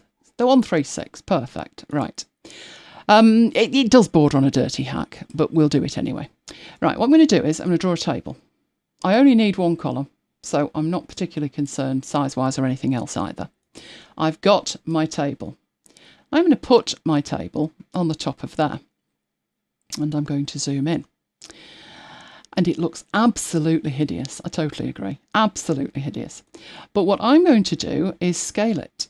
So it sort of fits that. And it's sort of in the right place. Then I need to make sure that I've got the right number of rows. What is the right number of rows? Well, we're working to 5 squares behind it. So a multiple of 5 would work. So if I want 3 rows in there, I need 15. If I want 4, I need 20. So let's have a look how many we've got. So in this second table, we've got 22. If we take that up to 25, that should work nicely. So stretch it out to fit the available space. And what we're looking for, and I know it's black, we'll fix that. What we're looking for is that you have 5 lines on the 7th, 5 on the 14th, perfect. It wouldn't be great if you had 23, they wouldn't line up properly. Right, we in here, you could leave it as alternate where there was white and pink if you wanted. We definitely need the border to be the border that we had before. So that one, I think.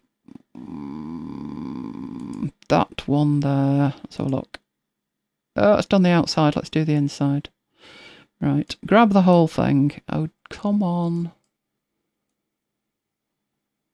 So I've got all the cells, choosing this border option, which is everything, and making sure we've got that lovely strawberry colour. That should then apply to them all. And it's not applying to the inside, is it? Why are you being awkward? I have chosen that. I have chosen that. So why are you being awkward?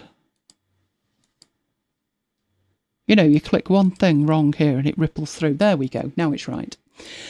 Just make your mind up. Do you want the background to be pink? Do you want the background to be white? Or are you quite happy with it with odd colours? I think it looks better if the background is white. So this is where you would go to the fill, and we don't have a fill at the moment, which is why it's rippling through. And you are not selecting the right number of columns. Okay. And I'm going to put a white fill on that. Now, obviously, if you want that somewhere else, it's not part of that table. It's sitting over the top. You can embed it. That's one option. But then you have to merge the cells. And merged cells are a nightmare if you need to make any changes to the table. So there's no harm if it's just sitting on the top. If you are concerned, then select the notes table, select this table, which is the right-hand side, select that, which is the left-hand side, and group the lot together. And now it's a calendar. But given that this is going out and it's going to go to a PDF, it doesn't really make a jot of difference. So you might decide not to group it at all. Okay. We need to link up 3 items in here, I do believe, that I was going to show you how I was going to finish it off. So my tabs are on here, and I need to wire up some of these. So if we look in here, we've got left, right. Come down to the bottom, we've only got hyperlinks on October, November and December on the right-hand side. We do not have them on the left-hand side. All the anchors are already created. So if you look in the anchors, they are already there. You can link to text, you can link to a shape, you can link to a page. Doesn't matter. You can link to a group if you want. When you're thinking about what to link to, do think about it carefully first. In fact, leave the links till the end, because there is another way to do it, where if you wanted to link to the pages, the dividers, you could do it automatically without all of this manual work. But that's for another session. So do think about it carefully. But how it actually works in here, we've got to link up in here, October. So finding October, odds of me hitting the text, slim to non-existent if it was the text that I wanted. Right, October. And this is on the left-hand side, remember. So into the interactive and insert a hyperlink. And it wants to know where it's going. And all of the anchors are already in there. So it's October. So, come on. I need to choose October and OK. When it adds it, has it added that? Let's go into the hyperlinks. When it adds it as October, which is not helpful. Now, if I click on October, I do have here this option that will show me where the source of October is. And I have this one that is the target. So if I click on there, it will show me that that is where it's coming from. And if I click on there, it will show me that's where it's going to. So this panel is really useful, but for the fact it says October, because I wouldn't have to use the show me where it's coming from if I put in what it actually was, which is October on the left. And then that would automatically put it in alphabetical order as well. So that was the left one. But now I'm at this page, I can click that and be taken back to here. And then I can go and get November and do exactly the same with November and December. But time is of the essence. So you've seen it happen on a file that's got real stuff in it. I'm going to produce this file out with all its interactivity intact. Okay. So this is actually on that page. It says monthly calendar, but it is actually August, isn't it? But it is behind the August page. So we've got the one that I did before, which is slightly different in colour. And we've got the one that we've just done tonight with the lovely spine on it. So everything that's in here is wired up and ready to go. One thing to think about, and that is this file is going to be quite large because it's got all these graphics in it. While the graphics are only 36 meg altogether, when the file is saved, probably should save the file, shouldn't I? Saving it right now. When the file's saved, see how slow it is saving it? The file itself is nearly 300 meg. I don't know why either. But we're going to deal with that. So we need to go to File and we need to go to Export. When you are exporting this, you need to be thinking about, first off, do check your pre-flight. My pre-flight is actually open already. There is only one issue in my pre-flight and it's actually nothing to do. So I'm going to say open pre-flight and show you. It's nothing to do with any links being broken or anything else either. It's a missing character. Now that's because I've used an emoji. I don't think it's missing and it is in the PDF. So what it means by missing I wouldn't like to say. But that's what the pre-flight is. But do check that. It could be spelling mistakes. It could save your bacon. Right, so I'm going to ignore and continue because I've already dealt with that. Make sure that you choose a preset for digital output. If you choose for print, none of the links will work. And then it'll be pretty useless, won't it? You definitely need a digital one. You can go for digital small size or you can go for digital high quality. This may solve, the small size thing may solve some of the issues with the file size that we're going to end up with. But I'm going to go for high quality and show you another way to solve that problem. So the first way is to try your output from in here. The reason I'm not going for that is if I get the file out and it's still too big, I'm going to have to compress it again. That means I've compressed it twice. I want to compress this once, so I'm sending it out in the best quality and I'm going to compress it once, not twice. So that is all I need to do. So I'm going to export that and put it on the desktop. Probably not the wisest idea with iCloud involved, but we'll do it anyway. Right, so we'll call this Planner on the Night, and then I know what it is. Right, so let's save that out. You get a kind of indication with how big it is, with how long it takes to export. This file without those graphics in it, but with the same number of pages, was something like 60k rather than 300 meg. So as soon as you start putting images in it, it just balloons. But do remember, it balloons because I embedded them. But they will still be in the output that you get. So it's going to be a bigger file with graphics in than without. What options do you have?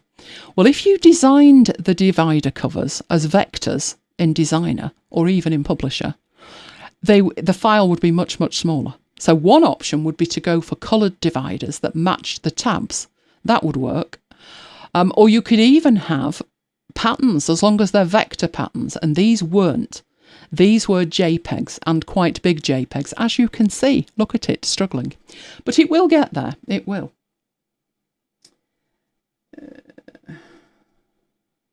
Right, I see a question. Small sticky notes I made. Can you leave those in a sticker page to insert later? Yes, you can use them as assets. So they are actually in the assets panel and you can drag and drop them. What I have been using those for this week is, as I've been working through this and making notes, I've used my post-it note that was to go in the planner and be blank for somebody to write on. I've actually put them on my pages with notes to me, with like, this needs to be 15 points or this needs to be a multiple of 5, and use them that way. So they can be used during the creation of the planner and then also put out afterwards. If you want to give people the option to use the post-it notes in the planner and then they get to decide where to put them, you can do that as well. You need to make stickers. Guess what? Session on stickers. Right, so that took its sweet time, didn't it? And it's still beach balling. But somewhere on my desktop is the file. So let's go have a look at the file while it's having a think about it. Right. Bringing this on, there it is. Let's have a look what size it is. Do not move it to the bin.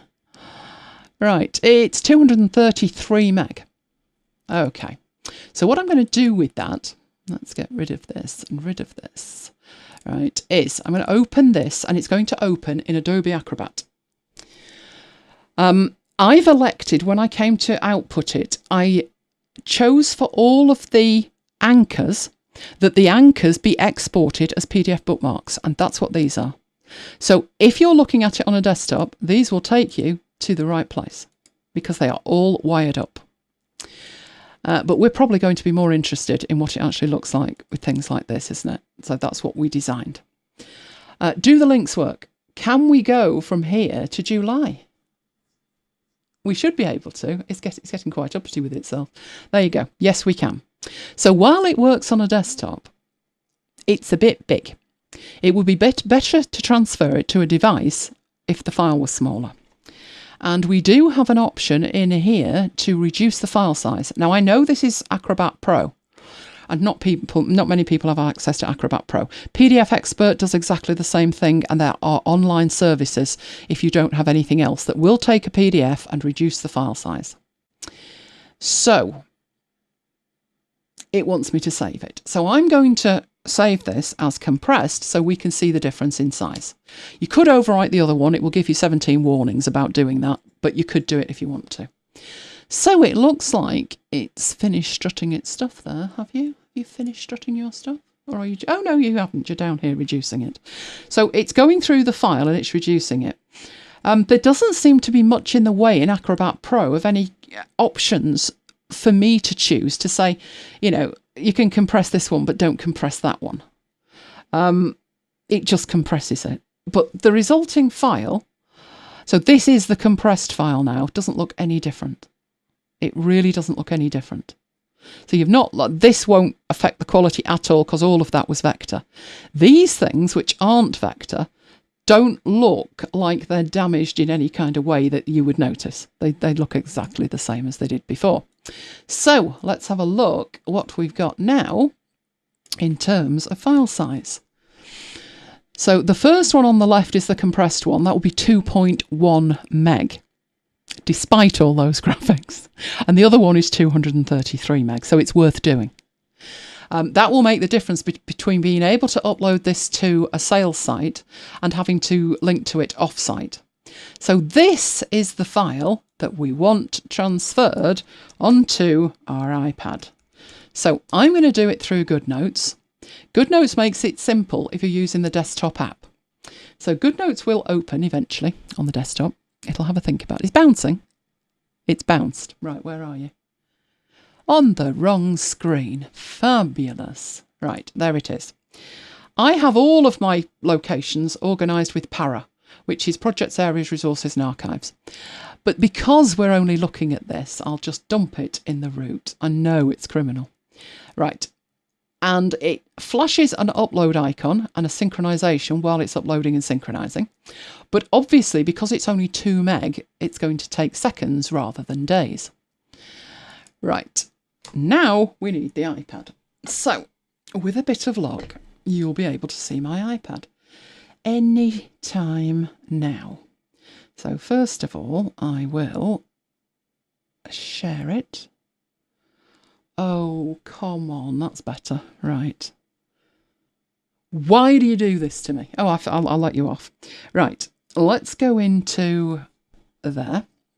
I have no idea why you're seeing stickers because that's not what I'm seeing, and I tested this before we went live. Let's have a look by going in there. Let's do that. So this is the planner that we've just uploaded. Right, that's edit mode, but we don't need edit mode. So what I'm going to do in here is move on through the pages. So here's January, and here's February, and there they all are. Somewhere in here, we had some navigation, didn't we? Which was August. There we go.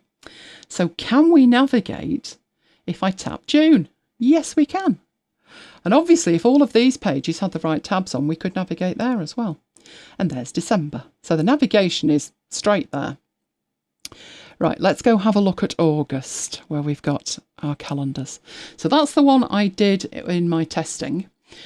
Obviously, if you are selling a planner, not only do you need all the tabs down the side wiring up, you could do with wiring up all of those individual days, so the 1, the 2, the 3, to the daily spreads. Another 31 anchors and another 31 links. This is how you get to 5,000. You do have some options with that, and I didn't look at that tonight because there's no point until we've data merged. So I'm not sitting here making 365 pages and then doing it automatically next time. So it's just something to think about, that yes, you need to think about wiring up everything to everything, which is why there's so many. But that is what it looks like when you are done, and it is actually working, which is great, isn't it? The ones on the left work as well. If I tap the December, that's not working. That is going backwards because it's not wired up. But if I tapped August on the left, it would take us back to August because that was wired up. Everything was wired up apart from November and December. And that is what your finished product looks like. Okay, let me lose the iPad. So there we go.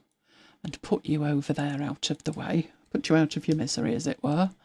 Right, okay. So, recap, we did loads. Oh, we did. We looked at planner sizes. Your mileage may vary. That's the one I've gone with. You've seen it on an iPad now. It fitted perfectly. Yes, if it's the right ratio, it will scale. But it's a trade-off between the size you want to work with when you're making it and how somebody's going to consume it. That was my decision. Your decision could be completely different and work just as well. I made the cover page. I made the cover page with a table, so it was vector, so I wasn't overloading the file with huge graphics. But, as I said, I was going to optimise it before I transferred it. Can't see the difference, and yet the difference was massive.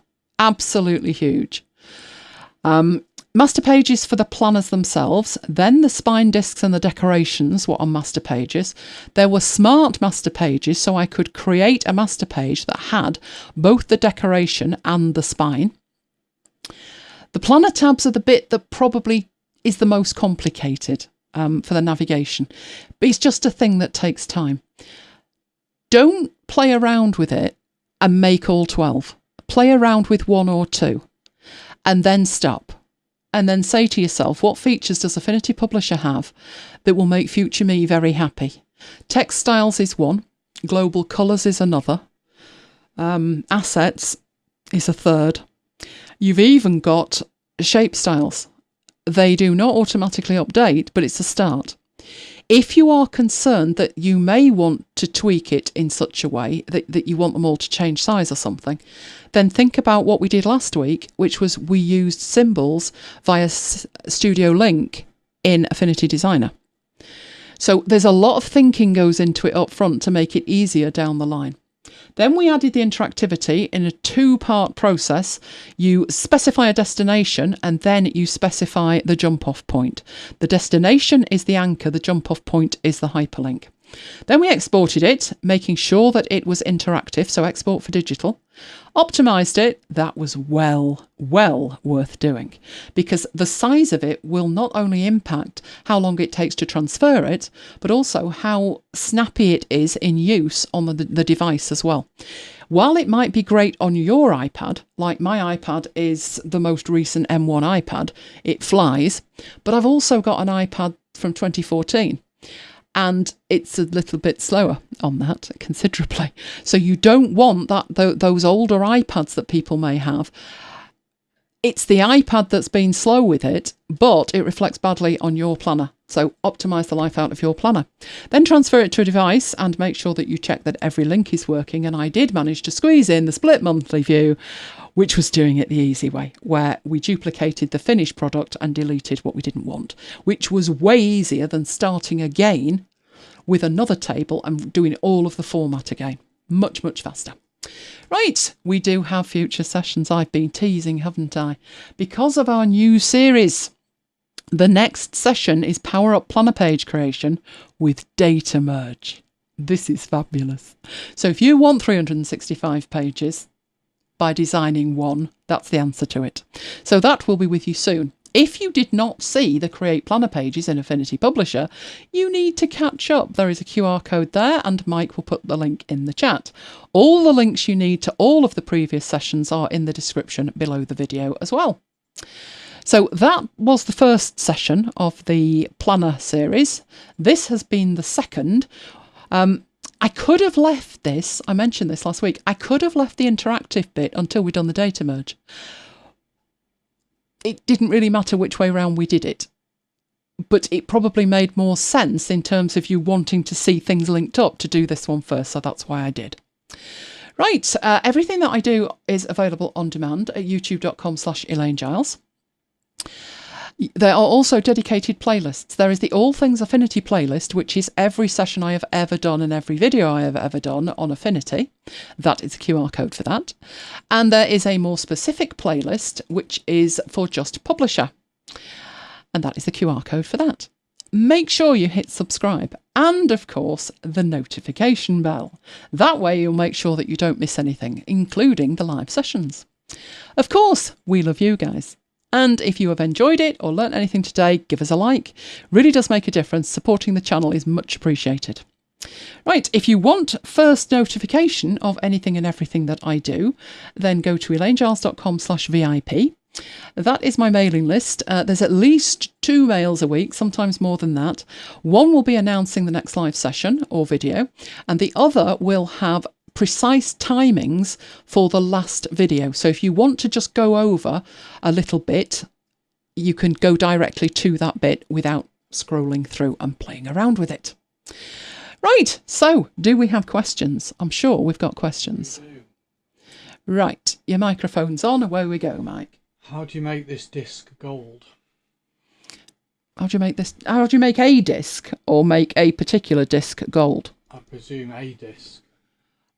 If you would like me to show you that, I can add that to the list for a future session. Stick that down as a future thing to do. It's not difficult. I did it in, you can do the whole thing in Publisher. I think I did it in Designer, but I did it in Designer because I wanted it to be a symbol.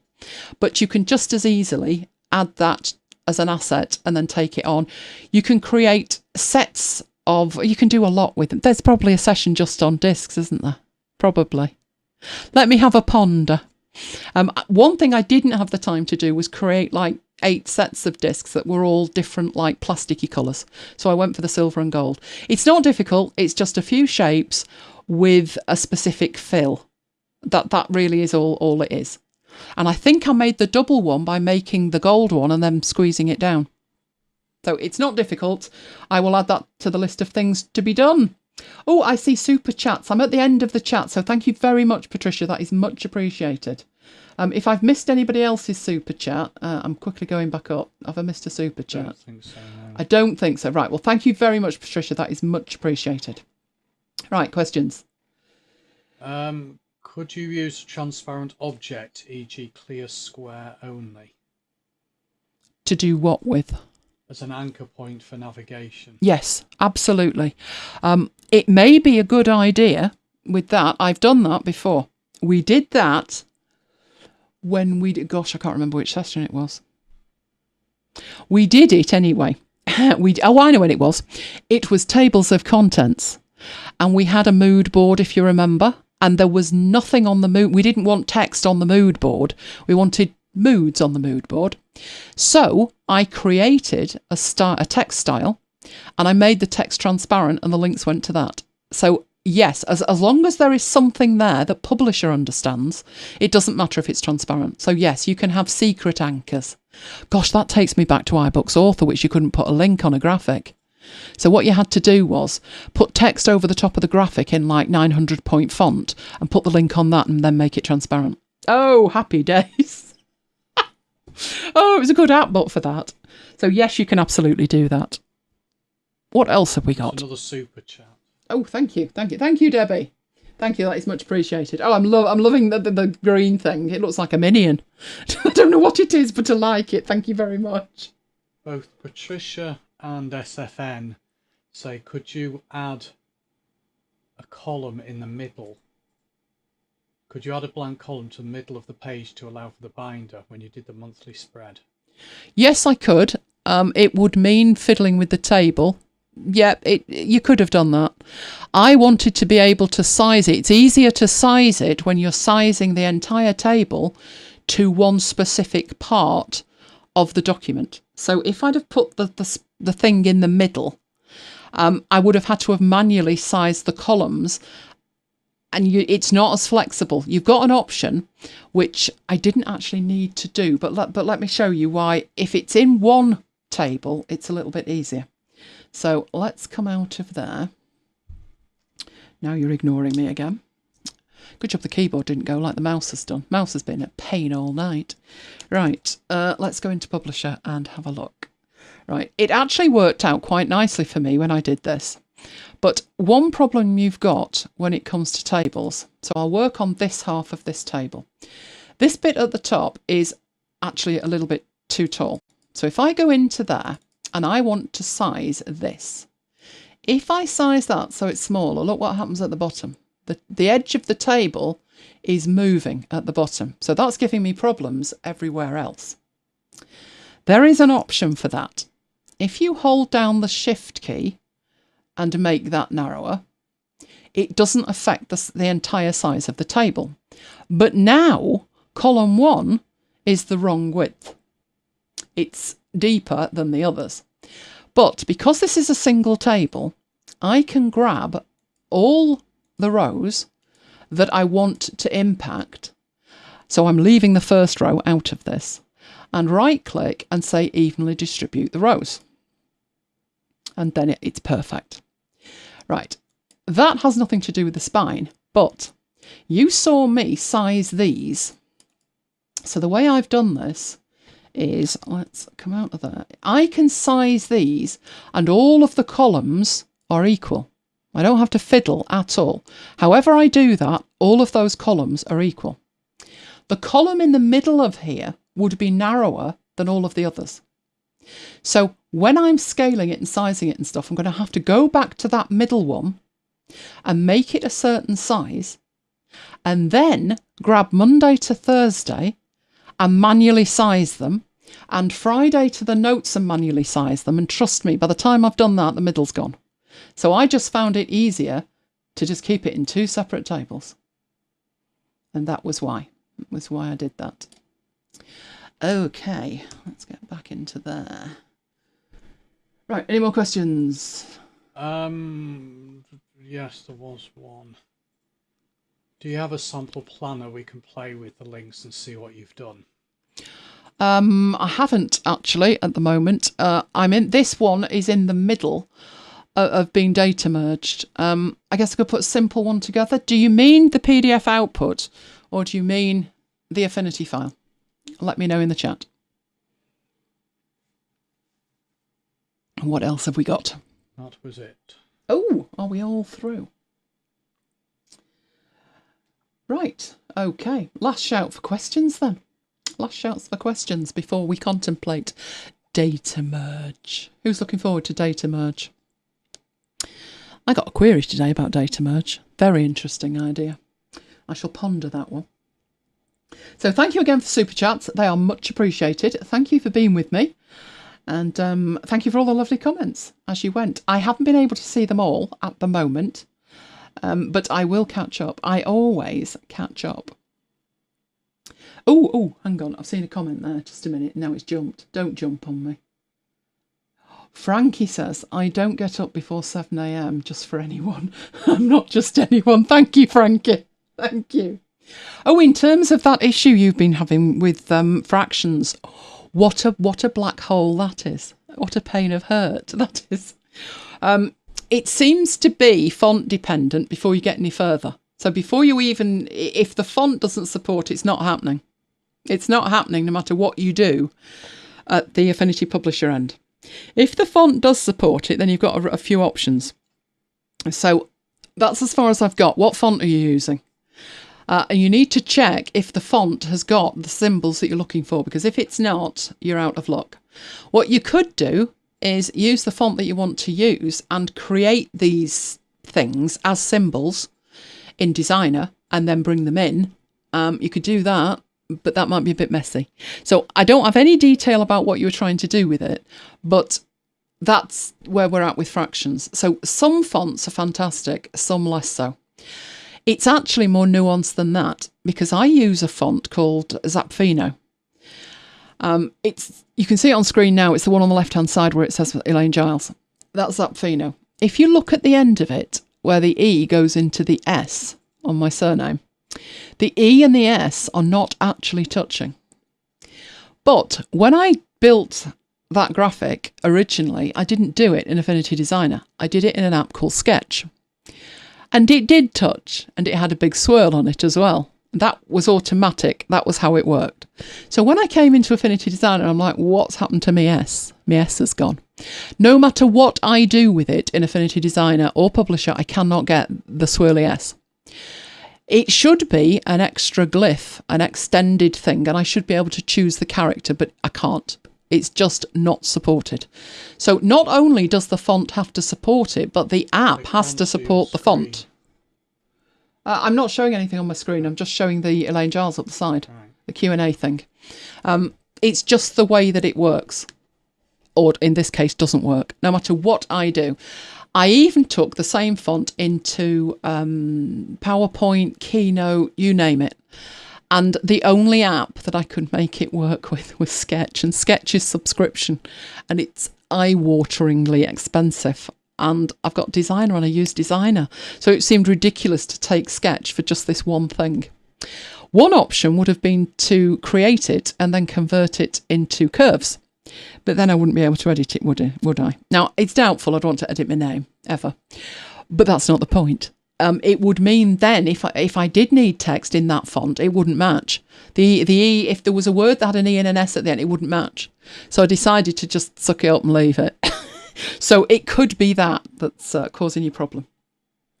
Right, okay. I'll catch up on all of the chat later. It's been an absolute pleasure to be with you. Here's to next time. I'm not promising dates. You know why? Weather forecast. It's not good. Well, I guess it is good if you like the weather in the Algarve. I don't. I live in Manchester. I like it raining and cold. But predictions are it will not be raining, nor will it be cold. And we haven't got any water either. We're told not to take a shower. Wipe yourself down with a wet flannel. That just sounds so wrong, doesn't it? But that's what I would say government's doing at the moment. We haven't really got a government, have we? Because Boris is on his jollies and has been for some considerable time. So, yeah, that's the best advice. So if the day we pick is blindingly hot, we're going to keep our eye on the weather, let's put it like that, and we'll try and pick a time when it's coolest. So that's the plan at the moment, but the session will be data merge. Question there from Patricia. A question. Right, go on. I'm creating Procreate custom artwork, very heavy graphics. Will the digital planner support that with PDF optimization? Yes, now that's what I said. I don't know what Acrobat Pro is doing. It doesn't give me options. So I'm assuming at 2.1 meg from 330, it's the really squeeze it option. In something like PDF Expert, you get 3 levels. You can go for like, small, medium or large. What it will do is find the things in there that's taking up the most space, and the graphics will be those things, and it will crunch the graphics. If you need more control, then I'll have a look to see if I can tweak what it does in Acrobat Pro. But probably most people use either PDF Expert, or there are apps that do nothing else but crunch stuff. In fact, I think there's one. Oh, good grief, now the keyboard's off. Another super chat. Oh, thank you very much, Margaret. That is much appreciated. I've got to clap my hands on that one. Oh, I'm loving the icons. Right, what was I doing? I was showing the App Store. That was my plan. Right, in the App Store, you will find cheap, possibly free apps. Come on, App Store, where have you gone? Constantly scanning here. Right, there we go, App Store. I think, shall we try Compress PDF and see what we come up with? Some will be free, some will be absolute garbage, but you may find one that is cost effective enough. But here you go. It's a thing. PDF compressor, fast PDF compression, £2.50. I have the Creative Cloud suite, so I might as well use Acrobat. Yes, I was using PDF Expert. Don't like their new model, which is a kidney every year, I think. It's really expensive. Some of these have got in-app purchases, some haven't. I've not tried all of these. I think I've tried one many, many years ago, and I can't even remember which one. It could have been this squeeze thing or one of the others. But just look how many of them there are. Some of them are going to give you more control than others. So if we look at this one here, and I'm not recommending this, I've not even tried it, but it says there's 2 presets, high and medium. If we could see that graphic, sadly it's not there. That doesn't bode well, does it? But the little graphic that it had here had a slider on it, so you could configure it. But if there's no graphic, that's a bit worrying. But some of them will give you options, others won't. I couldn't find the options, but I didn't spend that long looking either, because I ran it and it compressed it, and I thought, whoa, that's amazing. So I just went with it. But there are options that are much cheaper than paying for an Acrobat subscription. Plenty of them, hundreds of them. Lots. There's one I've tried, PDF Squeezer. There you go. Let's have a look at that. There you go. So that's what I would normally expect to see. So there's general compression. There's this one, this minimal size that'll give you something really tiny. That takes away the colour images. This one changes the images to 72 dpi. This one converts them to 150.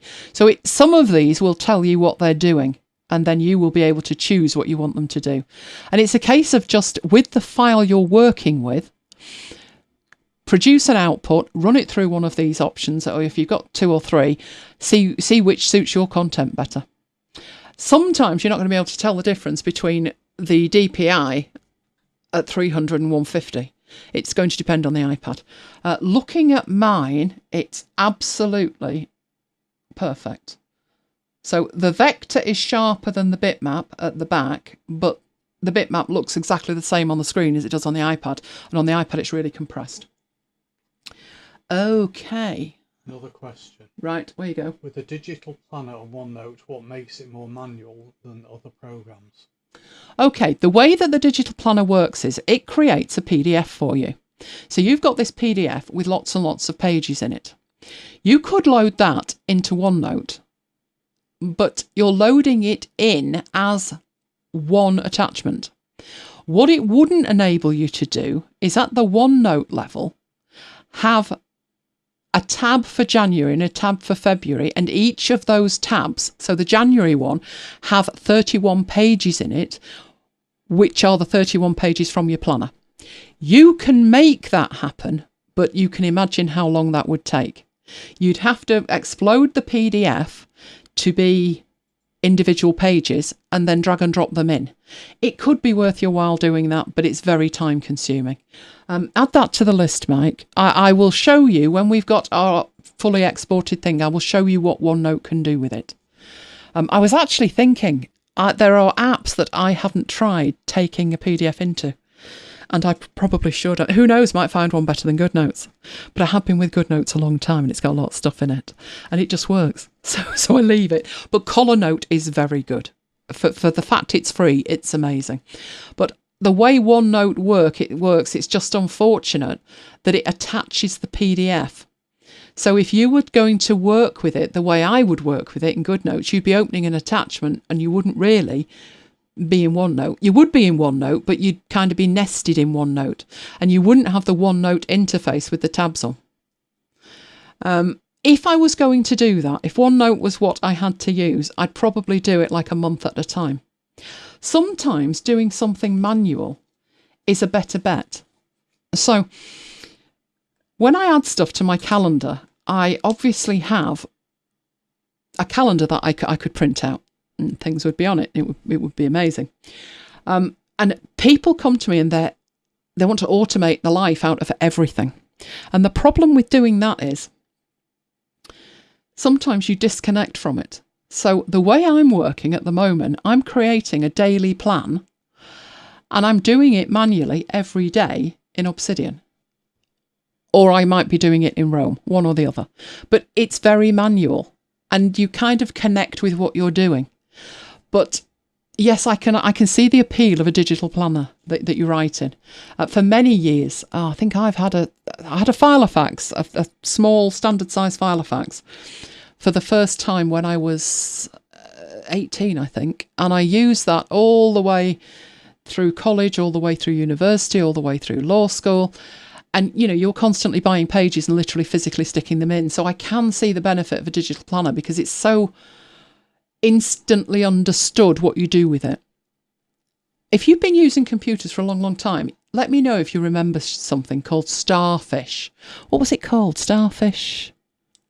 Starfish software. Was it Starfish Organizer? It was basically an organizer on the screen. It was what we've done tonight, only it was an app and it was all self-contained. You couldn't customise it at all. But the thing was, you didn't need a manual because it looked like a Filofax. It was fabulous. I loved it. And it died. And I ended up in OneNote. And of course, OneNote's great, but you don't have that physicality with it. That you can go from tab to tab, but if you've got PDF in it and all the stuff's in the PDF, OneNote's kind of superfluous, unfortunately. But I've added it to the list. So do we have any more questions? No. Or is that it? That's it. Oh, Mrs. Yarnold is trialling PDF editors. Is this because of PDF Expert? I read a review of one of their apps and somebody did not like it at all. It was the subscribable calendar app. And I'd always thought the calendar app wasn't bad. But obviously I hadn't taken a subscription. So I'm not using the features. It's got a couple of nice views in it, but this person tore it a new one. And I thought, that's unfortunate because I didn't think it was that bad. Now, PDF Expert, I'm peeved that putting a subscription on, it's one thing. The price of the subscription is eye-wateringly ludicrous for a PDF editor. So they want something like, was it £130 for something? One of the things was well over 100. And I'm sat looking at my boxed product for Office for next year. I'm buying ahead. In fact, it's for next year and the one after. And it was like £42. So I've got Office for the next 2.5 years for almost half what they want for PDF Expert for a year. It just seems a little bit over the top. I mean, it's a great app. I didn't think I'd ever be going back to Acrobat, but I thought, well, do you know what? You've got Acrobat, so go back and use it. So that's where I'm at. Right, okay then. We are going to head off if that is it for questions. Oh, Patricia says she's got a lifetime of PDF Expert. Is that lifetime with the version that you've got or lifetime with the new version? Because I had a lifetime thing with the version I had, but that doesn't include the new version. And it's something to do with you can have the desktop version without a subscription. This is where this license thing comes in. So you buy a perpetual license for the desktop, but then you can't use the iOS version. And I'm like, why are you making it complicated? Just make it easy. There are plenty of applications that do make it simple. Ulysses. I'm grandfathered on, I think it's £25 a year. So I know it's a lot more now. It's about 38.